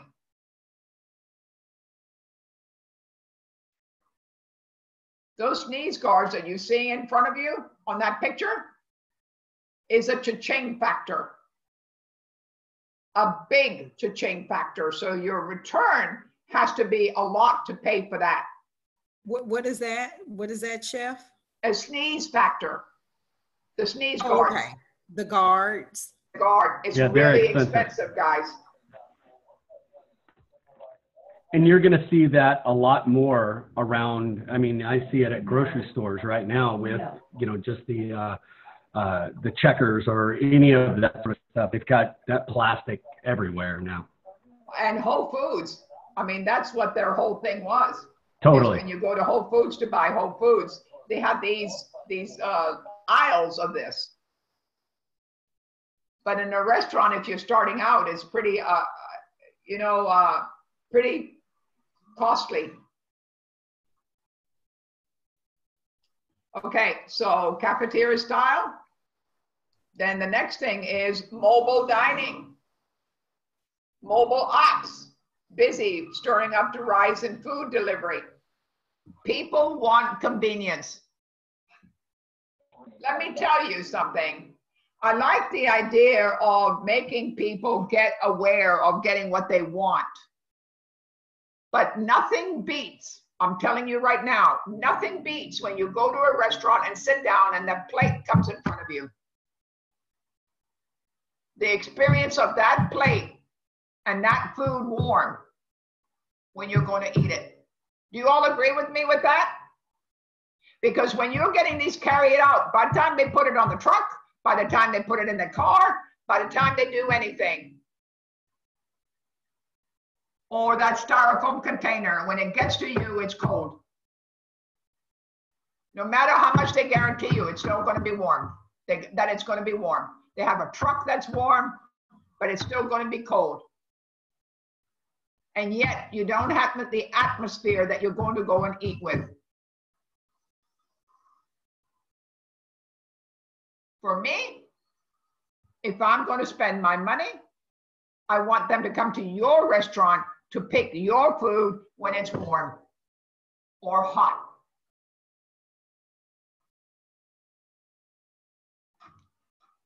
So if you're offering delivery affordability while keeping your food quality high, now is the time to do so. Big thing. How have you ever considered buying a restaurant versus opening a new one? That's a good thing to think about. In many ways, it is a more complicated process. New restaurants face specific disadvantages: no established clientele, no reputation, no staff. Buying an established business, however, comes with a host of challenges and practical pitfalls, hopefully to avoid. It's there.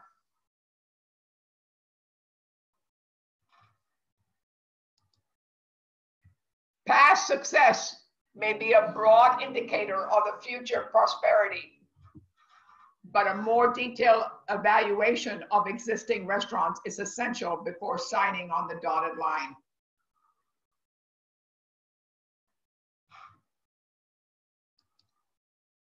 Why is the owner selling?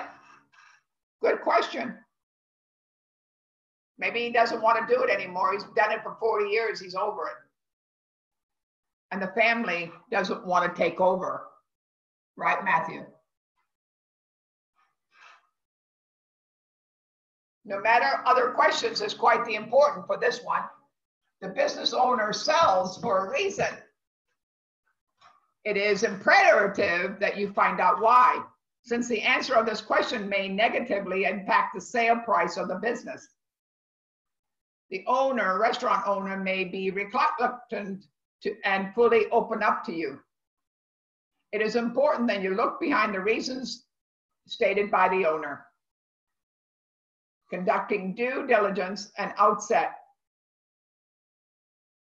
It'll save you a lot of trouble afterwards. Following the questions should be carefully considered. Is there shift competition nearby?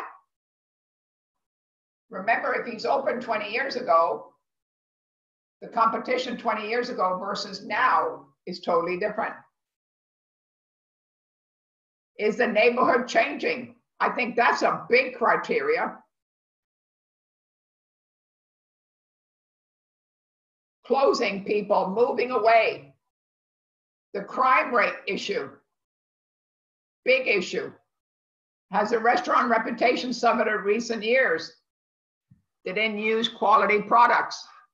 He was just trying to hang on by getting the stuff that he got in there and didn't cook it as well, or didn't serve it as well, or it wasn't cleaned as well. So what people expect. Answers to those questions may sway you from acquiring a restaurant. then they will give you a realistic view of what to face when you choose to buy one. Assets. Buying a restaurant means obtaining the restaurant's assets. What does asset mean? Really?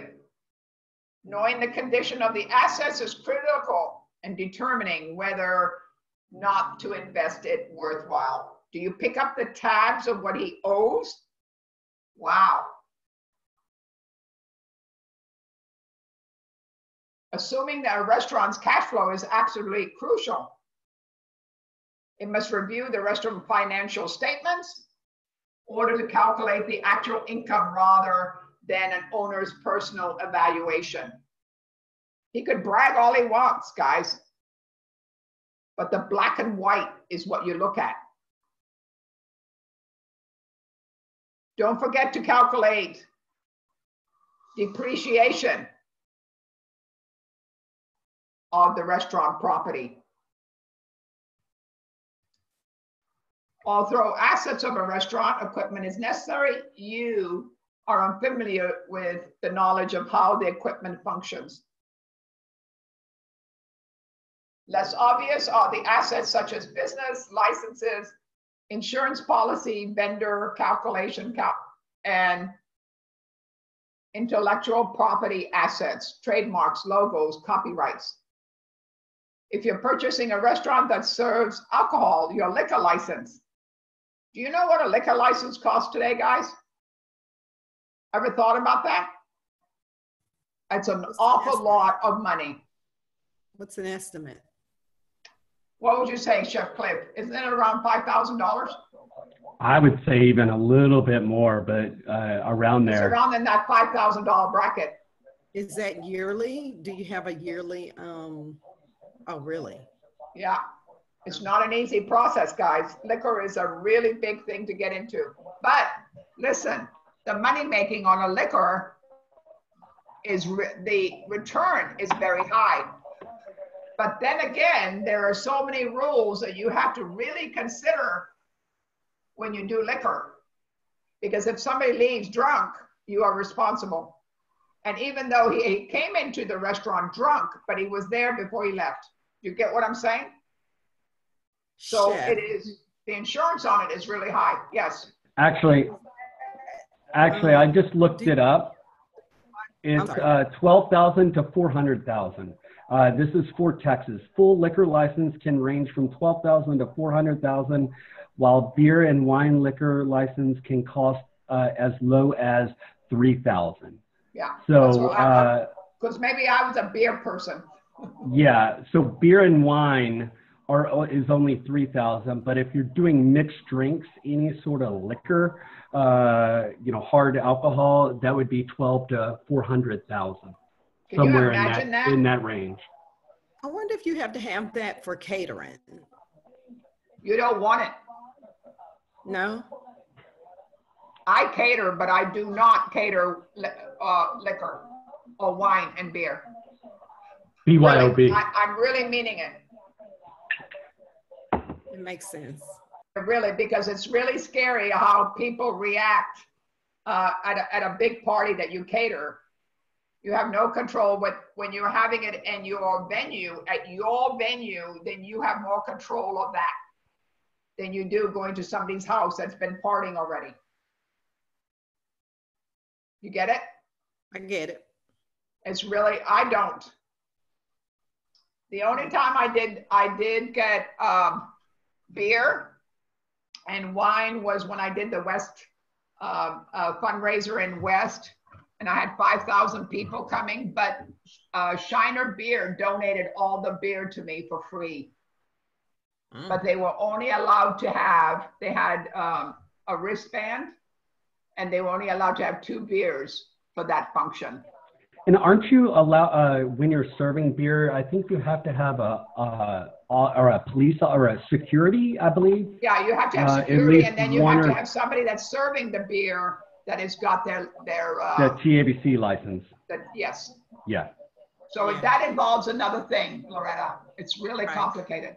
Yeah, I know you have to have your own security, but it was just a question. That's not something I would want to do either. No, Yeah. I don't fool around with it. And then, you know, majority of them carry their own stuff anyway, meaning the people that you're having the function for are taking care of that part. It's a lot easier. But there's a lot of liability. Yeah, a lot of liability. And you've got enough liability to worry about the food and getting it there and getting it done. Okay. So here what we're talking about, the next one. Liability. Purchasing a restaurant means not only acquiring the asset, but also liabilities. The most obvious liability are the company debts and obligations that should be clearly for review of financial records and balance sheets and accounts payable, mortgage, loans. He's selling the whole package. I don't know. Unless you have an agreement with the person that's selling the restaurant to just buy the property. Do you get what I'm saying? Not the name. Sometimes that's a good aspect of what you're going to do. Business accrued tax liability. Does he owe back taxes? That's a big issue today. A lot of people seem to forget the back taxes. They put a lien on your facility that you have to pay for that before you do anything else. That's right. So you've got to come up with that money before you even walk into the building. A full audit of the company tax records and provide a robust understanding of the restaurant's financial health. While not strictly financial abilities, but also legal issues, labor code violations, health code violations, lawsuits to that company, sexual harassment. 20 years ago, there was an awful lot of that going on. It's not so much today. Boy, if you worked in the kitchen 20 years ago, your eyes would pop out of your head today to know what was going on. And some of it you couldn't do anything about because nobody had a backbone to take care of it. Can't do it today. You touch somebody today and they can take you to court. So it's better for you to hang on to your hands and keep them to your side. You know, some nationalities is touching and somebody taps somebody on the shoulder. You can't even do that today because a different person feels a different way. Got to be very, very, very careful. The reality of life in the new world.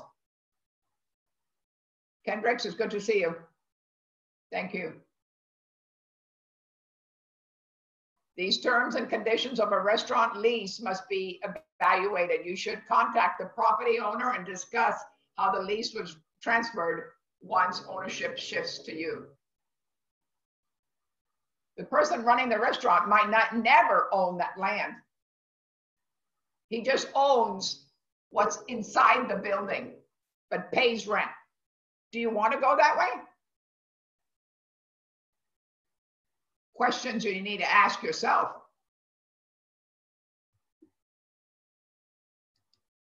Employees.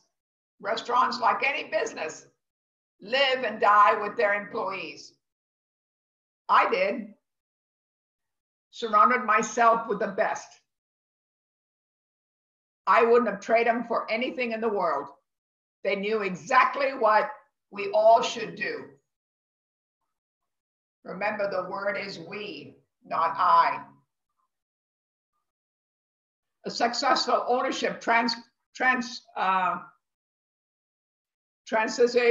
is usually throughout knowledge of how current staff functions as a daily basis.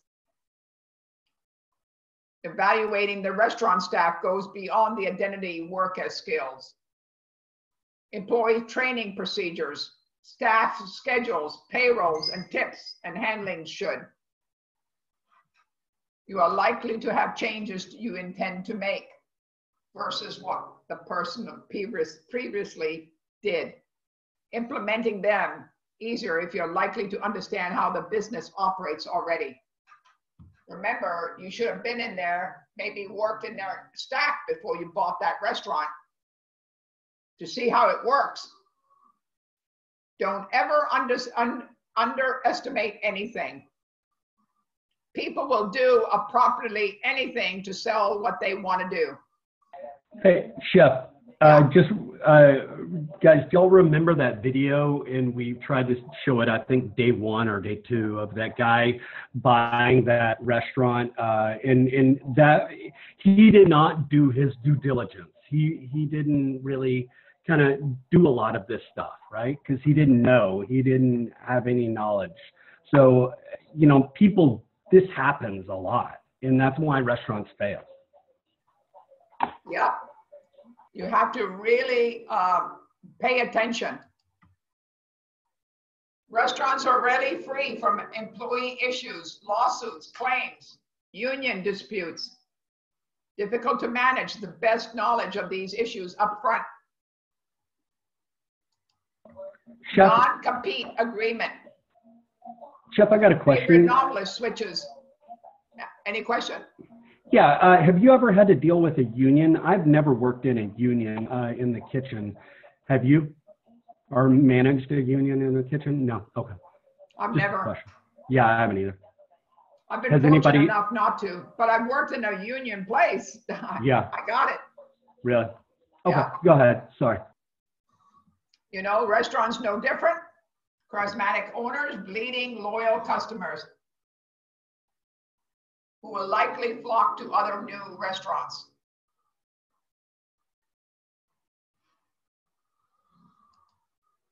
Non-compliant. Okay, where am I? There are many factors to consider when purchasing a restaurant. Getting the clearest picture of a potential safe defense. Next one, Chefy. Next one. And one after that. Next one after that. That's it. Getting the greatest picture of a potential sale depends on the own due diligence. Asking the right question, knowing what to look for. I'm going to tell you, if you're going to be buying a restaurant, get a lawyer. Hire a lawyer. Sorry. In the long run, it'll be the best thing you did. Naming your business. Making it complement your business. Naming your business. What is a name? A lot when it comes to small business success. The right name can make your company the talk of the town. The wrong one will doom and have failure. Ideally, your name should be conveyed to expertise, value, and uniqueness of the product or the service you developed. Some experts believe the best names are abstract, blank slate, upon the concrete, and imagine. Others think that names should be informative so customers know exactly, immediately, what your business is all about.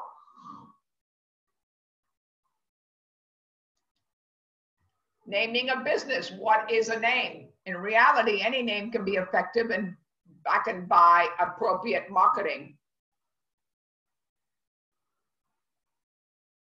What do you want to accomplish in your name? Name the meaning only to you. Easy to spell and read, please. That is sometimes the best on the level. Does it make sense to anybody but you? You could say Aunt Gretel. And somebody's going to say, why did you name it Aunt Gretel? Well, I've got all of Aunt Gretel's recipes. Does it mean anything? Is it easy to remember? What do you need in a logo? Look at them. IKEA, Pepsi. All you have to do is look at them and you know exactly what you're going for. Amazon, Canon, What about this? What about this logo? What do you see when you see that logo? An emblem. Superman. Used Superman. So what would that be? Conveying to you what you can do and what you are, maybe. Logos are either purely graphic symbols or composed of the name of an organization, logo or word mark. Think of McDonald's Golden Arches or the Nike Smooth. Two impressive logos anybody can, companies well. But many companies still skip on developing the key identity piece. Ideally, your company or your logo enhances potential customers and partners, crucial first impressions for your business. A good logo can also build loyalty between your business and your customers, establishment of a brand identity, and provide the professional look and established enterprises. Allstate, good hands. How many times have you seen that commercial? And you know before you even get to that commercial what it's meant, what it means. What about the next one? When you see Harley Davidson, you already know a motorcycle, right? Doesn't have to say a word. It says cycles, but you don't have to say it. What about Ford? Doesn't even have to have the Cobra behind it, does it? Look at them. Some famous logos designed on Pepsi, Google, Coca-Cola, Nike, McDonald's, Twitter, Facebook, Pizza Hut, KFC, Kellogg's, BMW, Mercedes, Pluma, UPS, Apple, Samsung, NBC, and many more. A lot. What about Starbucks? Do you know exactly what they're doing for a logo? They are basically three types of logos. First front logo consists of primary type of treatment, the logo of IBM, Microsoft, and Sony, for instance, use type treatments specifically to make it decisive, not indecisive, sorry. Then there is logos that literally illustrate what the company does. Painter, plumber, baker, chef.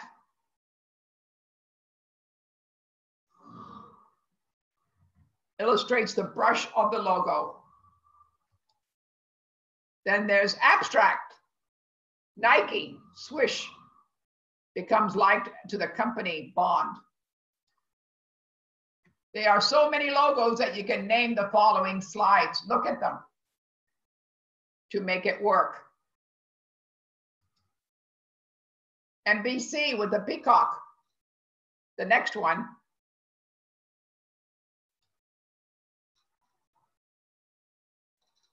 How about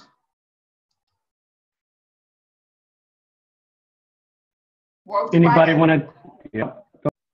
Go ahead. You can name them out, guys. Talk to me.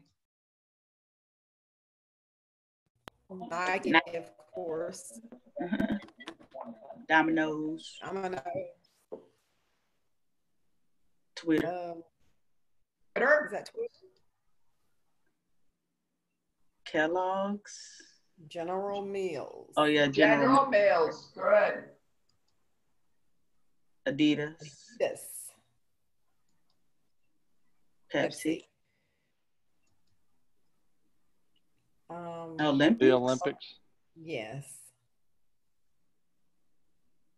Shell. AT&T. Mm-hmm. Facebook. Of course. Mickey D. The full font-based logo. The front and a swish are recognized, even if you don't have the words Coca-Cola on it. They get it. So, hug me just by the slur of that line that goes underneath it. And in Japanese. Another one. Orange Fanta. Brand recognition. We want our brands to be recognized. These are even obscure ways of showing your logo. See how many of the following can you recognize which company it represents. Google. Which company does it represent? Anybody know? I know that's Google. The next one. Cisco. No. Go ahead. You'll be surprised. Oh, really? Those are off colors. Look like That's different. They are off color. So you would say FedEx? No, I say FedEx. No, the other one before. What company is that one? That's FedEx. Yeah, that was FedEx. Keep going back up now, Chef. That's all right. Keep going. Keep going. FedEx. What company is this, guys? I've seen that. I don't know what that is. We're on it. We're on it. Oh, on your phone. Twitter? Oh, Zoom. Go ahead. One more up, Chef. Let them know. Oh, wow. Skype. Skype. What I company wouldn't have recognized that. No. What company is the next one? That's Windows. Mm-hmm. Okay. Microsoft, same thing. Oh. Which one is that? Sorry, I showed y'all. Starbucks. Sorry. What's the next one? Subway. Oh. Subway. Gotta be Subway. Subway. Who said Subway? Roro. All right. Good job. Some logos have hidden meanings within the logo itself. You know? Great logos for great secret meanings. Federal Express logo has an arrow hidden between the letters E and X.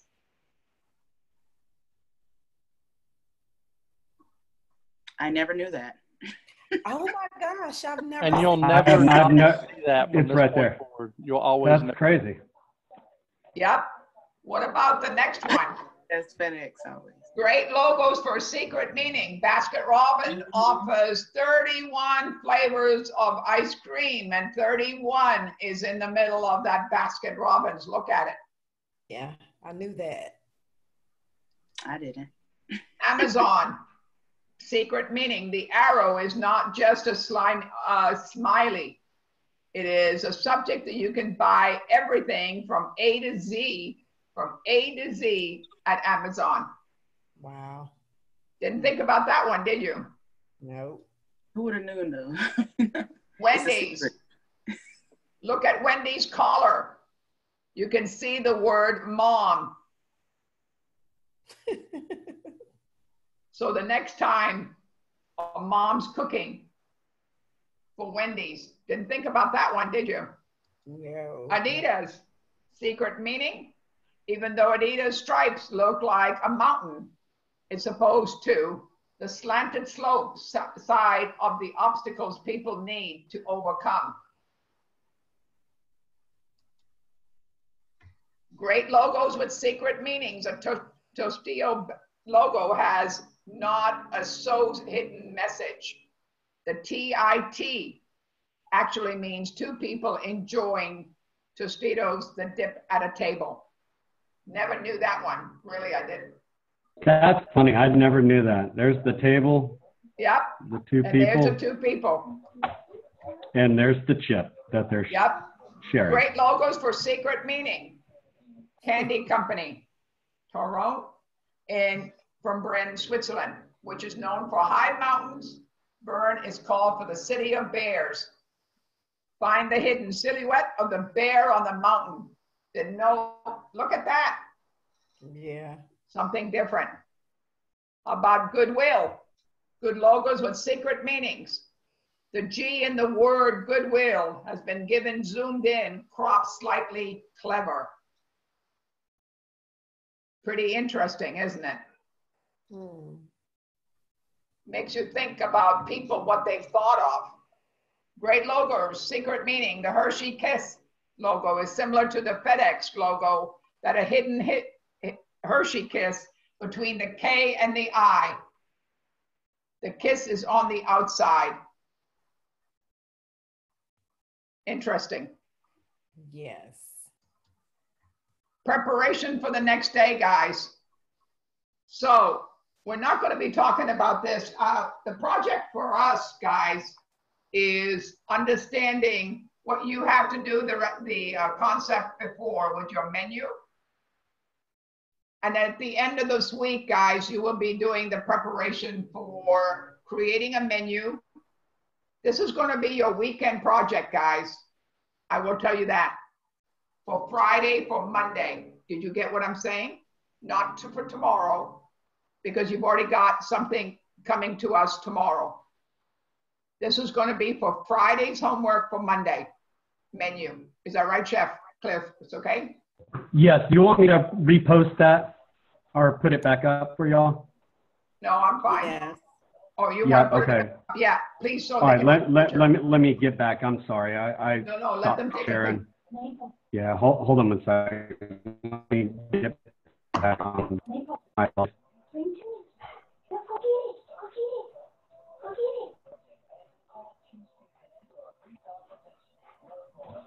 This is going to be for Monday.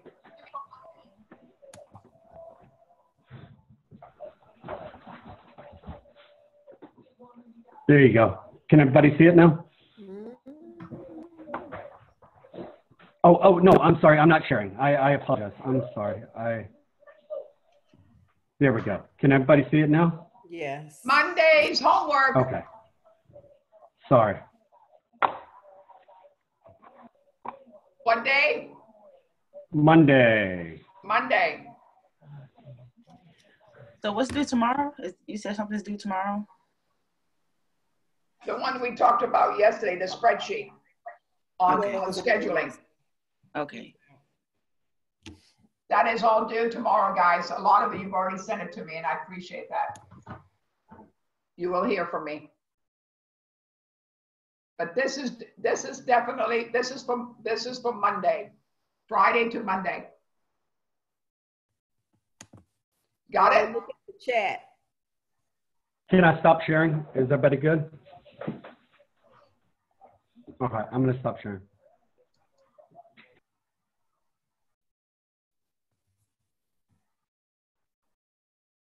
Chef, is there anything else? No, there isn't really. I don't even know what time it is. It's like 8.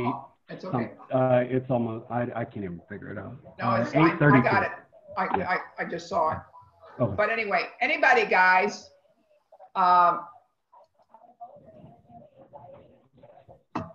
anybody, please, do you all have any questions about today? Did you realize how important that menu was, really? The salesmanship of the whole place you work at. A lot of time, a lot of effort, a lot of recipe tasting for what you want to do and what you want to express of yourself. Kind of really important. A little bit of you coming out to show what you know and what your way of thinking about a restaurant is. Remember, selling yourself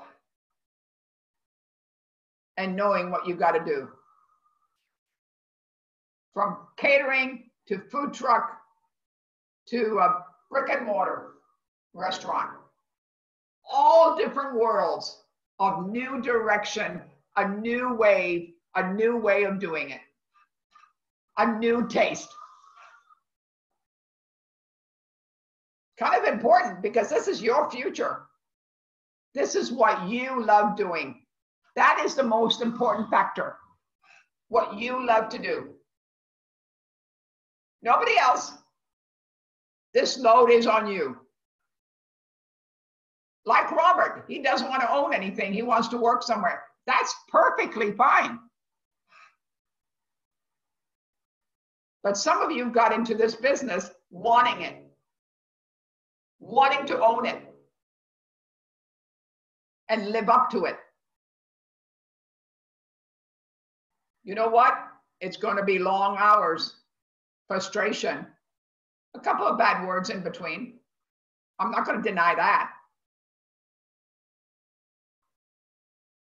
And then looking at the menu, could I have done something different? Where do I put it? What do I need to sell it for? Look around, go around the properties that you've got or around your restaurant that you want to go to. Can I make it with that dollar amount? And then make it work. Remember, first of all, we got to look at location. Remember all this stuff that comes into a restaurant by the equipment, not easy. A lot to think about. So this restaurant ops really makes you aware of what the world is all about. And your world is all about. Do you want to go that way? Do you want to work someplace, which I would recommend you do for a little bit, maybe 6 months or so, to see if that's totally what you want to do? Then you maybe want to lease it instead of buying it. So you're not totally committed and losing it. When you got it and you say, oh, no, that's what I want to do, then you do it. Remember, it's for yourself, nobody else. Yes, you want to help your family out. I've got it. You are what you want to do the best, to take care of family first. But first, before taking care of the family, you got to take care of yourself. Because if you don't take care of yourself and make the decisions that you want to make, you can't help that family. Matthew, what was your question? I'm sorry, I'm having a hard time with my chat line. In reference to the menu, I know on the final project we have to like design a menu in the whole 9 yards.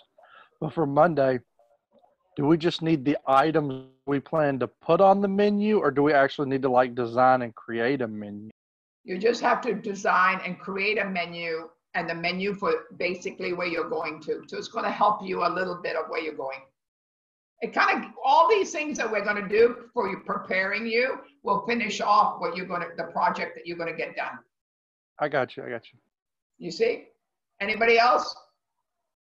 Chef. Yeah. Let me ask Ronisha to send me her telephone number. I sent that to her in the chat. Ronisha. What is it? My phone number? Yes. You can put it in the chat.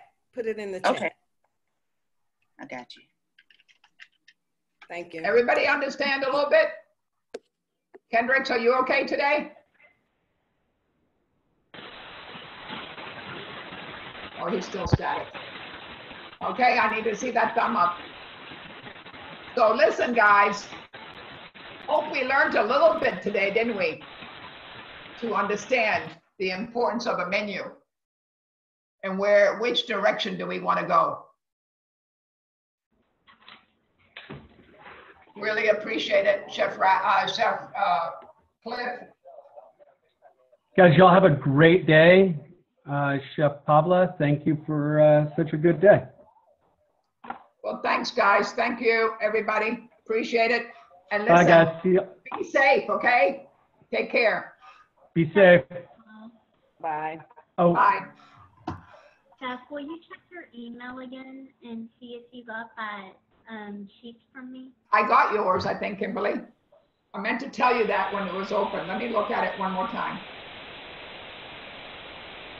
Got it.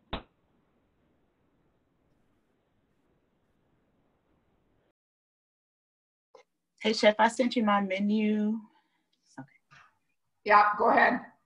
And can you look over it, please, and just let me know? I sure will. I'll let you know. Okay, thank you.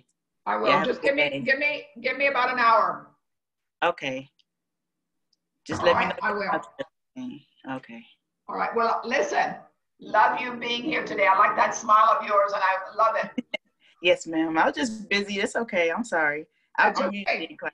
Yes, ma'am. No, that's all right. But we appreciate it. Yes, ma'am. Got to take care of yourself, remember?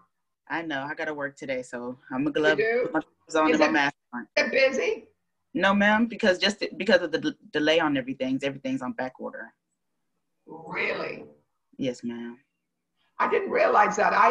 I ordered something the other day, and it's coming from, I didn't realize, thank God it's not coming from China, but it's coming from England, and it said 7 days from Amazon.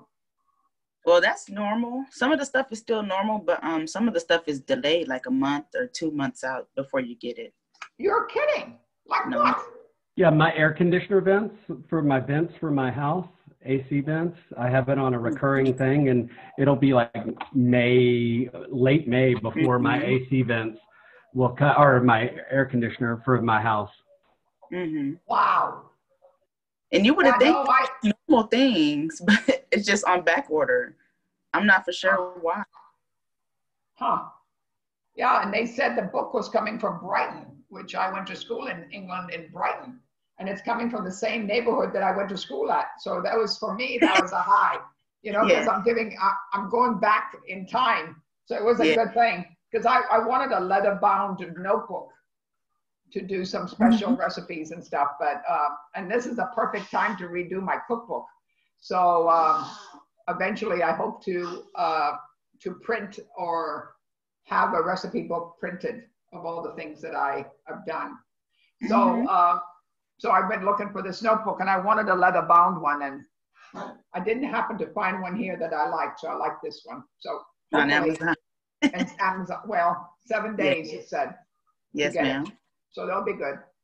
Well, anyway, I'm glad you're here. Thank you. Yes. I'll see you tomorrow. Yes, I'll be here. Have a great day. You too. Thank y'all, Chef. You too. You too. All right. Thank you. Bye. Bye, honey. Okay. All right, hold on 1 second. We still.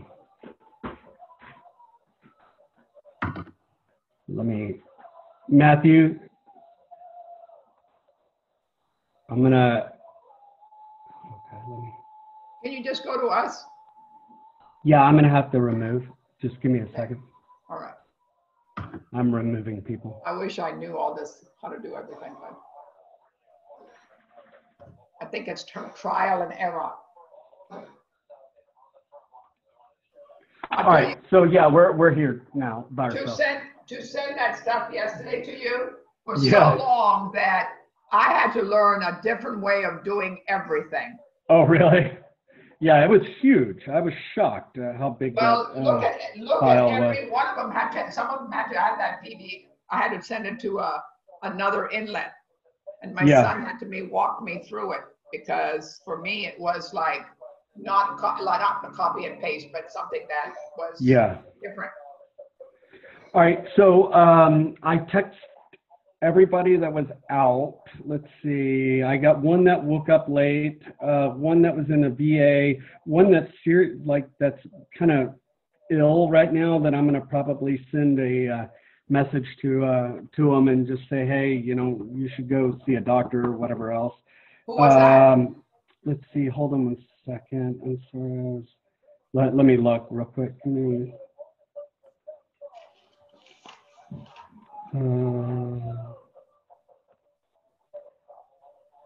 Let's see. Let me look.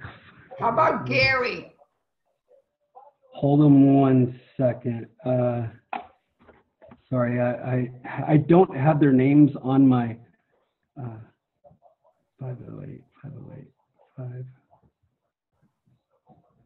Oh, that was Anthony, the one that's sick. Okay.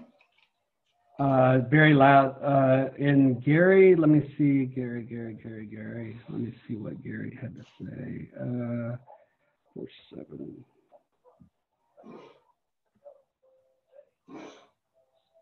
Oh, he did not respond. I just said missing you in class this morning. He's a person that I think he doesn't indulge. He doesn't even show up. And if he does, he's kind of a point blank person. Yeah, but he didn't respond to my text, so. Okay.